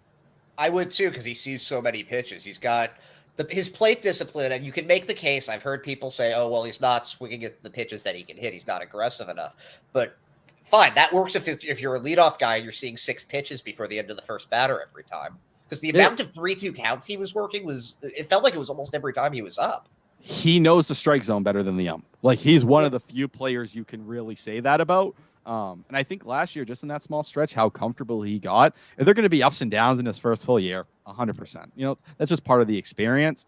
But if you're for a team that hasn't had a leadoff hitter in forever, and if you're looking at a lot of the options where they probably need more middle of the lineup help than they need I don't think they're going to go get Brandon Nimmo or something like that you can fill in there. I don't think the batted ball profile mixes that well at Fenway. I think Casas might be the easiest way to keep Kike Hernandez out, move him towards the bottom of the lineup. And before you know it, if your lineup is something like, Casas, just say for righty lefty purposes is Bogarts, Devers, you throw in a Jose Abreu in that conversation as well. Trevor Story now with the toe tap looking a lot more like the Trevor Story we all remember in Colorado. Say a Brian Reynolds, you know what I mean? Alex Verdugo. Yeah, you have him in the 7th spot. That's not a bad place to have him. That lineup gets very deep, and then your 8th and 9th guys, it's like, come on, you have Kike Hernandez in your catching platoon. Yeah. That who's touching that lineup? Not many teams. And then you have to have the pitching conversation, right? Like you got to do it there. But I think if you go and attack that outfield spot the way you need to, maybe it's Michael Conforto if they really want to keep their assets, and I'm not against that either. I think he'll be one of the better deals on the market this offseason. But there's a way you can see this lineup being right where you want it to be in 2023. I don't think it's that hard to get there. So why do you hate Canadians? I love Canadians. Well, they think you hate them, and that's just as bad. Listen, I'm out here supporting Big Maple. I want him in my 6-man rotation. Nick Pavetta's just hitting the curve. That's it. I have a thing for upside. And I don't love the average player. I tend to kind of move on if I think there's potential for something a little bit more there. But yet Connor Wong. Yes, but Connor Wong. Platoon. We're talking about a catcher platoon here. Although I love your Mike Zunino. I am all aboard. I have an irrational love for Mike Zunino. It might be the beard. I don't know. He looks like he's as old as me. I don't really fucking get it. But God damn, I want some Mike Zunino. Listen, I think your Connor Wong point is actually a pretty valid point. Because I'll be real with you. When he came up in September, there were defensive concerns at times. The bat really wasn't consistent either. Now, do I think Connor Wong can get there defensively? I do. And we saw the pitching staff feels comfortable with him. There was a reason Nate Eovaldi threw with him during the offseason. I believe he traveled with Michael Wacha as well at times to catch him. So he has that feel for a game. But, amazing what he did in AAA before he got called up. He was the hottest hitter in all of the minor leagues. Has he really shown he can be much more than even really a platoon yet? No, you're taking a large risk at that. And that's why I'd bring someone in like Mike Zunino in camp and say, hey, Reese McGuire, we know at the very least he can be, a fine platoon bat. Obviously, it was ridiculous after he got here. Can't expect that again. But if your platoon is Mike Zunino and Reese McGuire, could you do worse? I think Reese that's McGuire fine. also only hits home runs against the Yankees. That is very true. Loves the short porch. You know what I mean? And I think that's fine there. As long as you take care of the other spots, you can have a position where you punt for good defense. But with the upside, whether it's Wong or Zunino, that you get a little bit more. Yeah, I'll just say, unless you're planning on using Zunino as a DH part-time also, which I'm not crazy about, with all of the issues that the team has, all of the holes you have to fill, catching is like 6th or 7th on my list. Love Sean Murphy, it's kind of the same thing though. You gotta take care of the problems that you have instead of making them. Backup catcher? Whatever. Exactly. If you have, say Brian Reynolds or Michael Conforto in the outfield, you have Xander Bogaerts still here, Devers, and Trevor Story plays like Trevor Story needs to play, you're not caring about that catcher spot. And those Sean Murphy talks, listen, if you want to start the conversation with Brian Bayo, good fucking luck. I hung up the phone already. Like, you say Brian Bayo, we're not having the conversation. And that's no disrespect to Sean Murphy. It's just I'm not trading the guy who I think could be, a number 2 starter in the big leagues and be something you look at for the next 5 or 6 years as an anchor for your rotation, especially for an organization that hasn't had that in forever. Ed, why do you hate Mike Zunino? So when I was a child, he came to my house and he just beat the shit out of me, and I haven't forgiven him for that. Was this as a Mariners top prospect, Ed? Yeah. I don't even know. He was like, "Hey, man, fuck you," and I was like, "I've never met you in my life," and he just wouldn't stop punching me. Wow. Yeah, Look at you now, pretty Ed. Messed Look at up. I hate Mike Zunino now.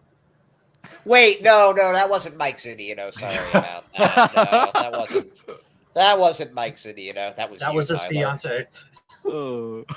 That was Tyler. who was man. it was like 8 years old doing it too. It's pretty fucked up. It was a dark day. I did have some anger issues back then. Yeah. I do believe Zanino's coming off thoracic outlet syndrome as well, so that's a whole other variable. Yeah, for a cat, I mean, you just don't know how guys are going to recover from that. And again, it's really not like if they signed Mike Zunino tomorrow, I'd be like, cool, okay, great, we have Mike Zunino now. Like, it's not. I'd be a little confused why they signed him ahead of Xander, but like I wouldn't be upset about it. I just think that they have bigger fish to fry. Exactly, and like I said, they're going to bring in some kind of veteran catcher in there, I think, to compete with Wong and say, hey, Wong, can you just outplay him or at least do the same thing as him during spring training? But bring back Sandy Leone. I hate Sandy Leone. You want to talk about a player I fucking hate? Why? Hate Sandy Leone. He's the most worthless player in the league. How can you hate him? The only active Hall of Famer. Fucking spare me, dude. I've never watched a more miserable plate appearance in my goddamn life.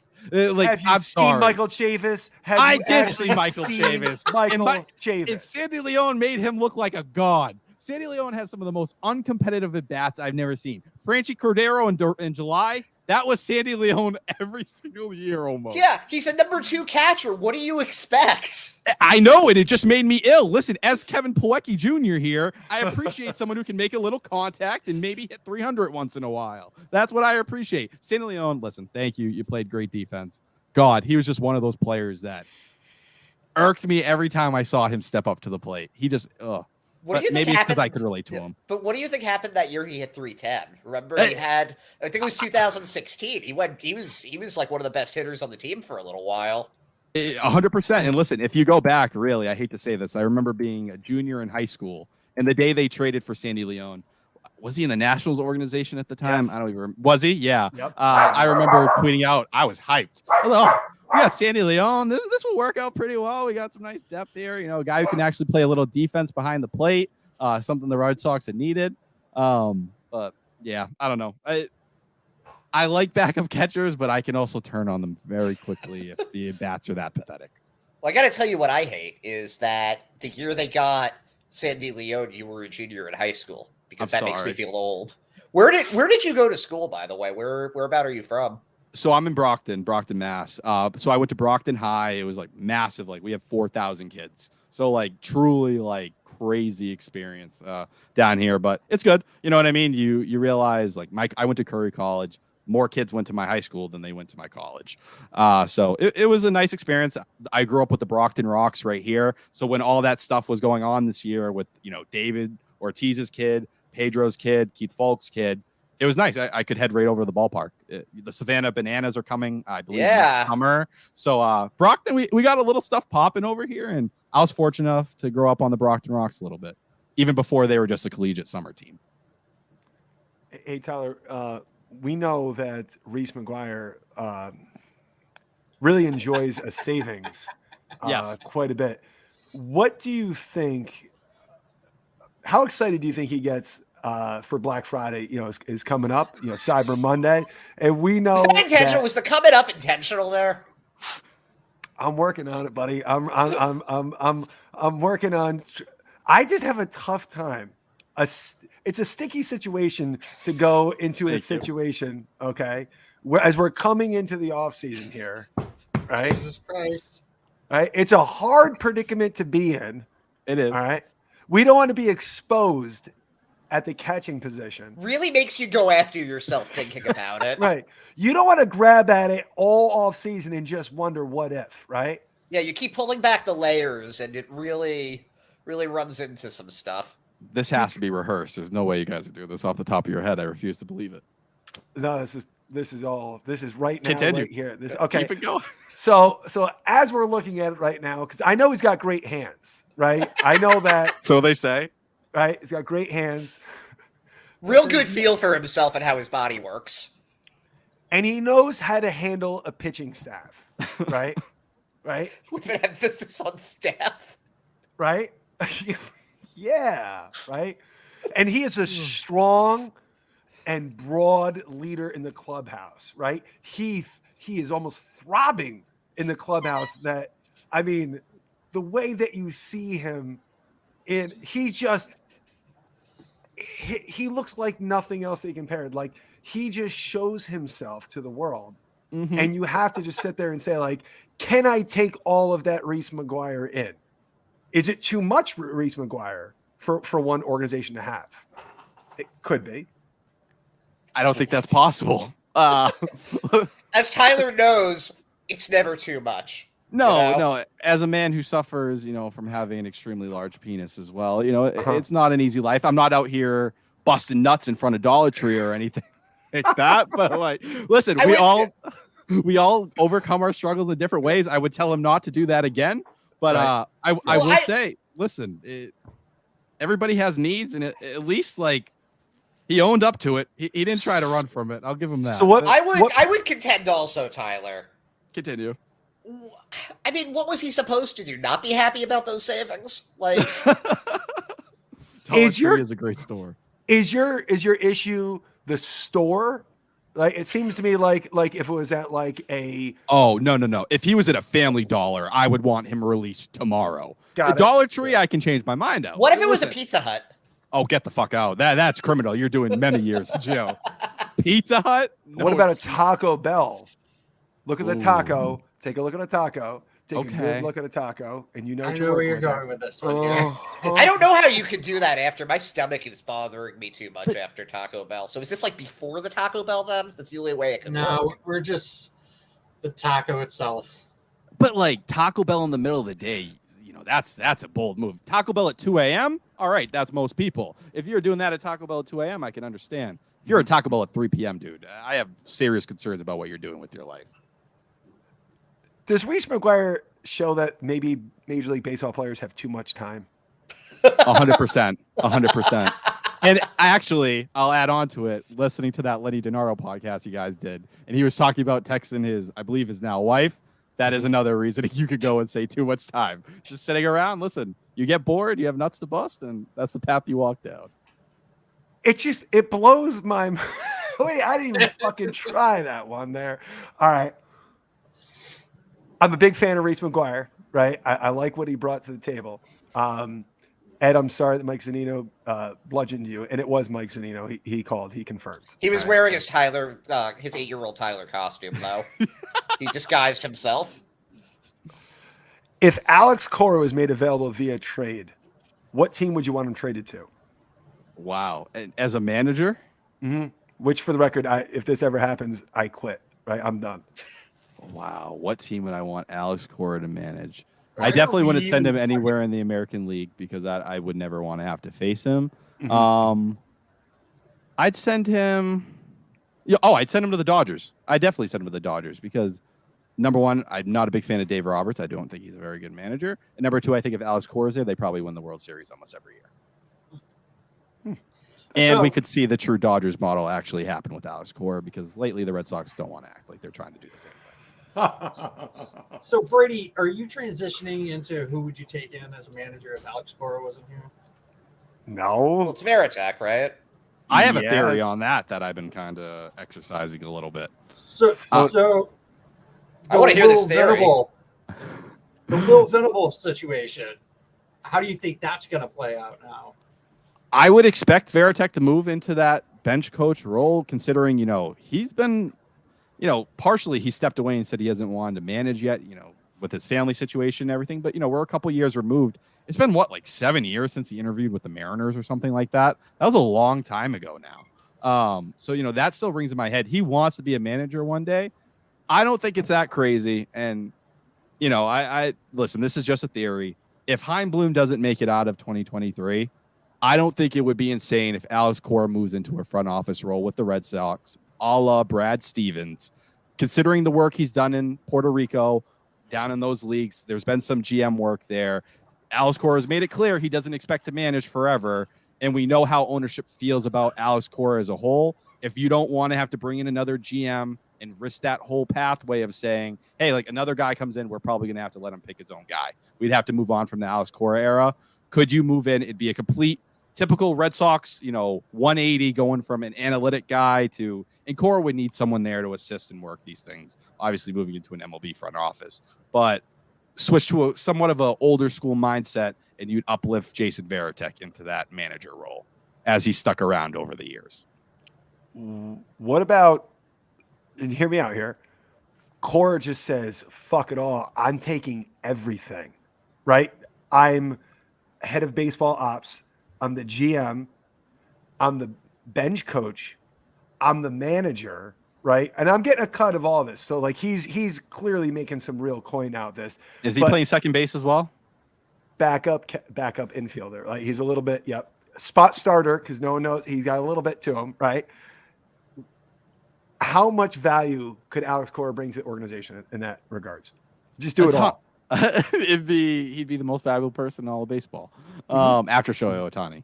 But I don't know. I look at Alex Cora and I really believe he's someone who's going to be in a front office one day. And I look at Houston and now the talk of them wanting AJ Hinch taking over for James Click's role. I think that's a simpler path than a lot of people want to pretend it is.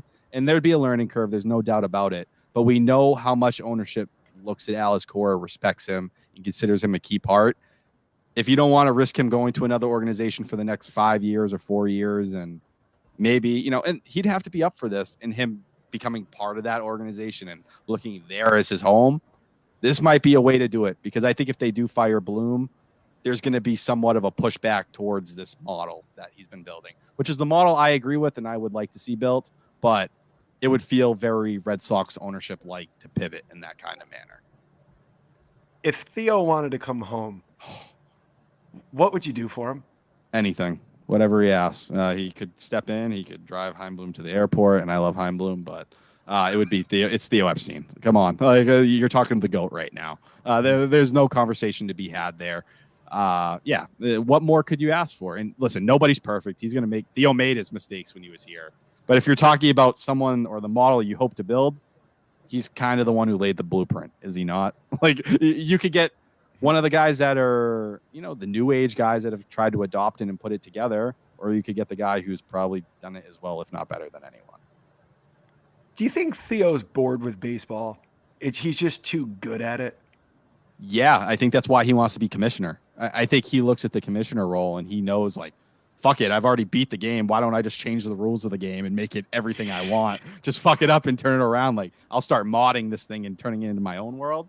But I think he is almost above that front office role at this point. Maybe he ends up back. I know I saw a column the other day saying, he with new Angels ownership, maybe he'll end up over there. I don't buy that. I think he's truly about changing the game at this point. I think he is on that path to be the commissioner one day. I really do. Do you think Theo could make the WNBA explode? Wow. There's no correct answer here, so I'm gonna go yes. Theo Epstein can do anything, and I believe he can change the world. Yeah, I like that answer. I miss Theo. I don't know if I'm making that clear enough. And that's not an anti-Hein Bloom statement at all. I love Dave Dombrowski as well. I love all of them. Ben Cherington was great, but my heart belongs to one man. And well, that's really Nick Pivetta, but I don't want to. Brad or Ed, you guys, you got something for Tyler here at the end? Because I'm going on Theo love, and I love to feel some Theo love, but I don't want to. Are you pulling a Reese McGuire right now? I was thinking about Nick Pivetta, and So that checks out. Yep. So that's what that whole Reese McGuire thing was about. It was really, you were talking about Reese McGuire, but you were thinking about Nick Pivetta. I get it. I'm always thinking about Nick Pivetta. How could you not? Did you see him walk off pounding his chest on the fuck? Come on. My son walked off the mound in a playoff game, struck out he came in 2 on, nobody out, 1-run game, struck out all 3 batters, and walked off the mound and had a little strut. And I was like, that's the most proud moment as a father I've ever had. That is some legendary shit. And I will say the way Nick Pivetta was sprinting off the mound to the dugout, more pitchers should do that on a regular basis. Even if it's not that big of a situation, anyone but Chris Sale, because I don't want to risk any injuries. Yeah. I want to see Brian Bayo sprint from the mound to the dugout a couple times. I think it would be pretty electric. And Tyler, we live in New York, so like no one else had any fucking clue who he was emulating at all, right? They have no idea. And I was like, that's my boy. That makes me even happier. That you should be very proud. Thank you. Seriously, I've been to Brady's house before. I've never seen a house with more Red Sox paraphernalia than at his place. I respect it. Brady, you a big memorabilia guy overall? So truth be told, 0 has purchased me is all my father's. So my father, we went to every home playoff game in 2004, and we drove from New York, 3.5 hour drive every game. And after that, he said, fuck it, right? Like, I'm going all in. His first purchase, Johnny Damon, Kevin Millar, and I can't remember the third guy, went on QVC. They sold, signed by every member of the 04 team. It was about $3,000 was the bet.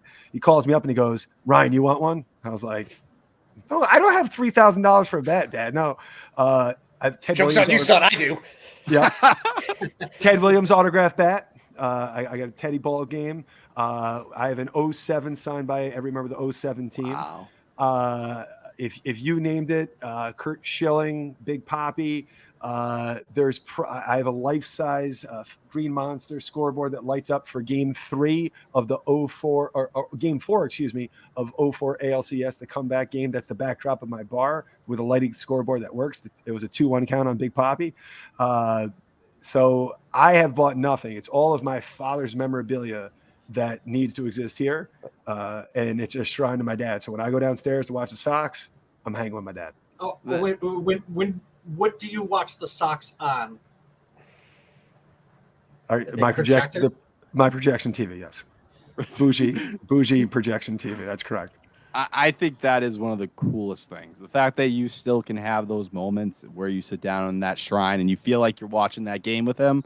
I think that's something for people who haven't lost a parent or anything like that. There's nothing that compares, especially when you're talking baseball and passion. Like, I watch every single game. I have my setup, and you guys can't see it, but the left side of my wall, the way throughout all of 04 and 07, he laminated, so every single newspaper that came out, the Globe, the Herald, and everything. I have all the front pages and different, the big pictures, the World Series, entire roster on the front page. I have them all laminated, all on my entire left wall. You know what I mean? And I got, my dad went to Ted Williams camp, so my dad was a lot older than most parents. So he was born in 1951. So had me in 98. So my dad was on the older side, old school generation, all the way across. But I get that similar feeling when I'm in here and watching that game. And I think, it's impossible to recreate it, but you feel it. Like, I remember watching the postseason in 2021 and sitting there, and even 2018, those two runs, I don't know. For people who don't know what it's like, it really does feel like you got that spiritual. And listen, I'm not a super religious guy or anything like that, but you feel that shit in those moments. You feel like you're still sitting watching that game with him. I think that's super sick.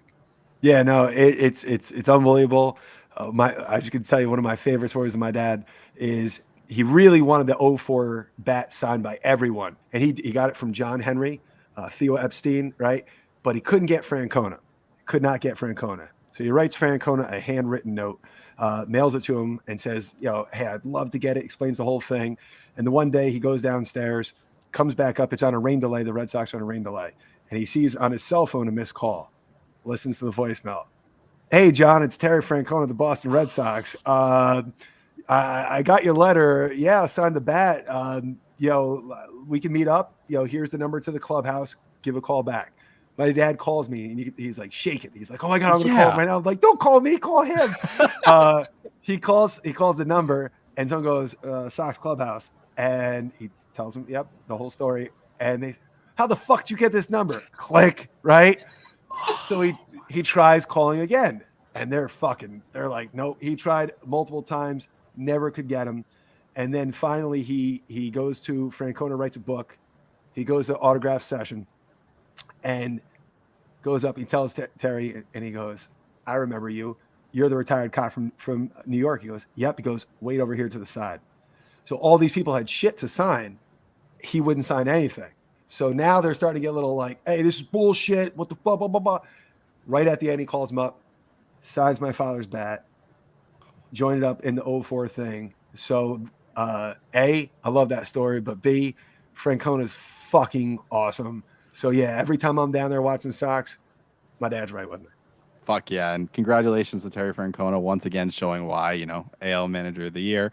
Yep. But as well, I bet you're planning to pass that on to your son, one day and how that goes. And I think that tradition, that's baseball. That's what this game's about. Absolutely. Absolutely. My favorite piece is Robert's stolen base sign when you first walk down. That's the first thing you see. is that moment. So Dave Roberts, awful manager. Dave Roberts, beautiful human being now. I doubled down on that. I like that. All right, guys. Ed, you got anything else here, man? No, man, what a great story. Like, what you really said it, that is what baseball's all about. And I think about, just everything I've learned from my dad, watching baseball, and pretty much every time I watch it, and he's still alive, but that connection there doesn't really matter. It doesn't really go anywhere. Ed, I will say your tweets, when you're like, you tweet your dad's takes or whatever, I read those and I'm like, that's basically what my dad would have fucking said. I was like, it gives you that feeling. It's cool. Yeah, I appreciate it's that generation. I love, like, my dad refuses to get social media or anything like that, but occasionally he'll be like, because I'll be like, oh, hey, so-and-so said this, or so-and-so agreed with you, and he'll be just like, so I'm getting you famous, aren't I, son? Just like things like that. Tyler, I have one question. Been pretty quiet this episode. My internet fucking sucks right now. But World Series in order, importance. Go. All right, I'm going to apologize in advance for this one. 2007, 2013. What? I know. 2007, 2013, 2004, 2018. Now, What? I will say, I'm sorry. Wow. Hold Performance- on. Before you go any further, how old are you? I'm 24. So Okay. I kind of get it. Still doesn't make it acceptable. I kind of get it. So for people who don't understand, a lot of people who are my age, like I've seen this on our podcast Reddit. They're like, I remember things from when I was 6. I'm sorry. I wasn't alive until like 3rd grade, 4th grade, kind of like, those things where kids are like, I just realized I was a person one day. I was one of those kids. Like I was sitting in class and I was like, oh, fuck. Like I'm actually here. Like I'm Tyler Milliken. And right around that time, 3rd grade was when I started watching baseball, 2007. And I got super into it. That was like my team, like Dustin Pedroia, baby Jacoby Ellsbury, Josh Beckett should have won the Cy Young that year. Like that was truly my first team. I don't have any like my own memories of 04. I've gone back and watched every documentary, did all my research, but you can't treasure yourself a championship run if you weren't there for it. You know what I mean? So like 2007 always stands out as my number one. 2013, just in terms of emotion, and I was in high school at that time. The parade, like all of it, like that team, I probably went to my most games ever that year. I was up near like 15 to 20, and I was there at the Daniel Nava 6-run comeback against the Mariners. I was there for Will Myers' debut and the Johnny Gomes punt walk-off. Like that season is just like probably the most fun, or some of the most fun I ever had watching. I got to put 2004 at 3 just because of everything it means. Like I can't put it above 2018 because it was just dominance. But 07 is always going to be my number one. And I know that's last place for a lot of people, but when I think baseball, I think the 2007 Red Sox. Wow, that makes me feel so fucking old, right? It really does, because like I almost feel bad that you didn't like to be in the moment in 2004 was so much better than any other thing. And I was there in person in 2013 when they won. I was in Fenway Park. 04 was so much better. It was to get your ass handed to you in 2003, and then to get A-Rod, just to lose A-Rod and go to the fucking Yankees, and to be in that. And they got the shit kicked out of them in game 3. And it was over. Mariano comes in and it's fucking good night. It's over, but it's not. And then in game 5, they were losing too. But wait, they come back again. And then in game 6, the fucking Schilling's bleeding all over the goddamn place. But don't worry, we're going to do well. And we don't, fucking Derek Lowe is pitching on like a quarter of a day's rest. And he's like, that's cool. And they just bludgeon the shit out of him. And like, I look at that and I always think back, Red Sox being down 3-1 in the ALCS. And I remember being as a kid, I was stressed the fuck out, man. Like, you want to talk about anxiety setting in for the first time? That's when it really started to hit.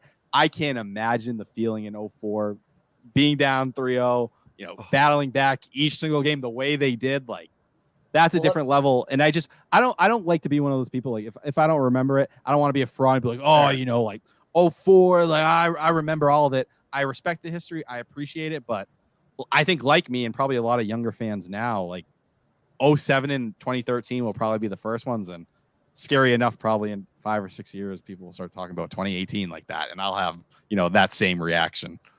Yeah, it sucks when that happens. You never had to deal with the pain of a 2003, though, either. No, like I grew up really in a winner's era. And I like, cried.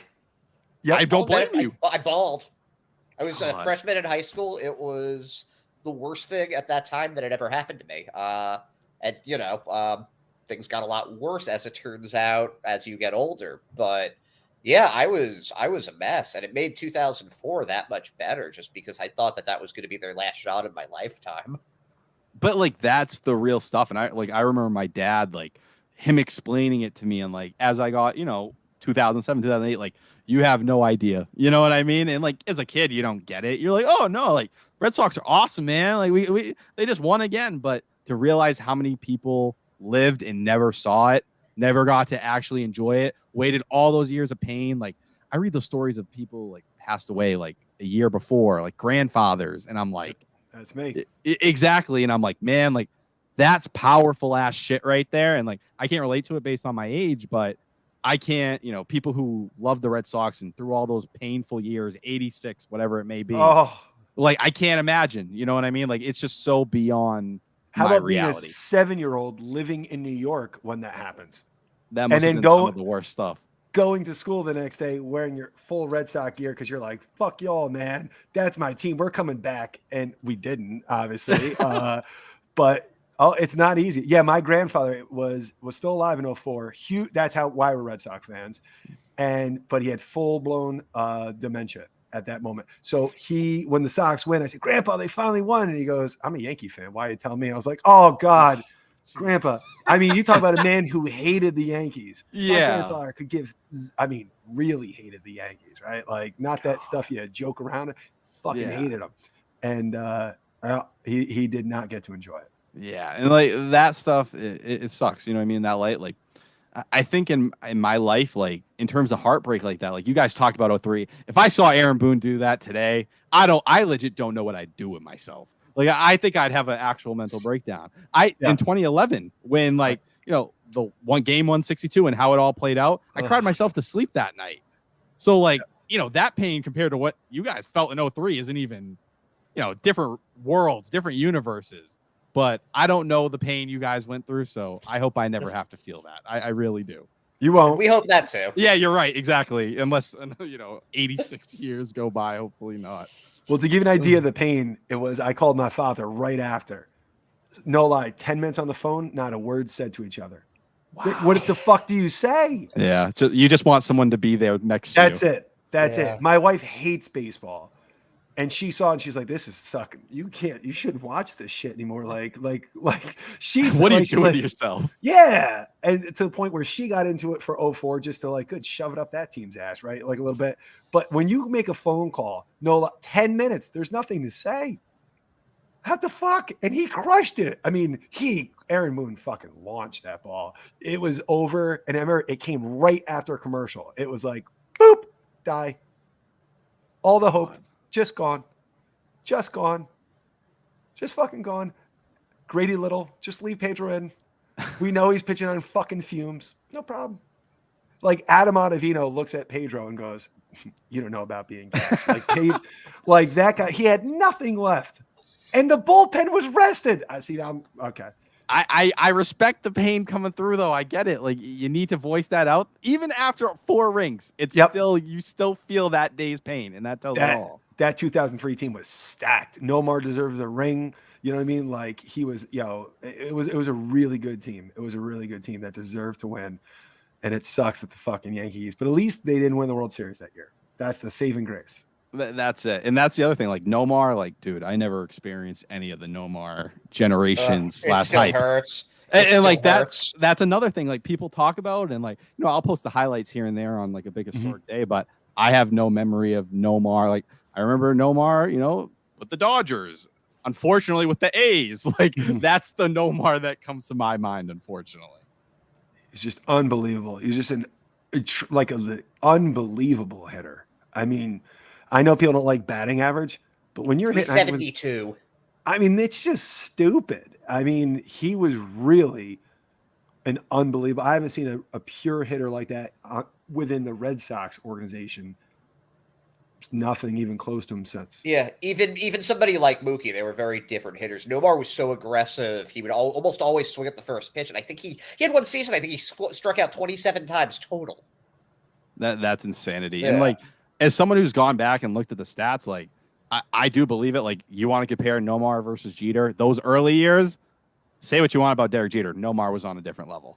Sure at was. that point, I don't think anyone was touching that, and that's always my biggest takeaway from that era. Like, if you want to encapsulate it or try to understand it, if you weren't there, look at how much people praise Derek Jeter and look at Derek Jeter, and just look at what Nomar was doing over in Boston. Just didn't have the rings with it.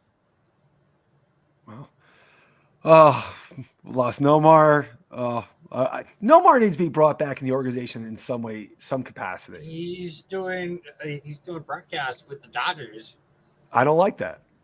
Like, let's fix that. Tyler, can you get in on that, please? Yeah, I'll make some calls. I'll see if Nomar. See what you can do for me. Well, hey, listen, he came back. He's got his love a couple times, but I still feel like we need a bigger Nomar appreciation day. Absolutely. Absolutely. All right. Well, Tyler, you were beyond gracious with your time. Thank you for putting up with our sticky fingers situations and innuendos. I like most of your off-season plan. I will give that a solid A-. Okay. Thank you. And listen, I'll take your lesson on Nick Pivetta. I obviously have to do some thinking about some things. I am not on the right path, so I will be staring at Nick Pivetta's glutes for a very long time tonight and thinking about my decision. Yeah, me too. But that was my plan before this. It's what I do every night before I go to bed. So I mean, now I'm glad we're all in the same routine. That's all. All right, Tyler, you're so gracious with your time. Thanks, man. You're absolute blast. Thank you, guys. Thanks for watching.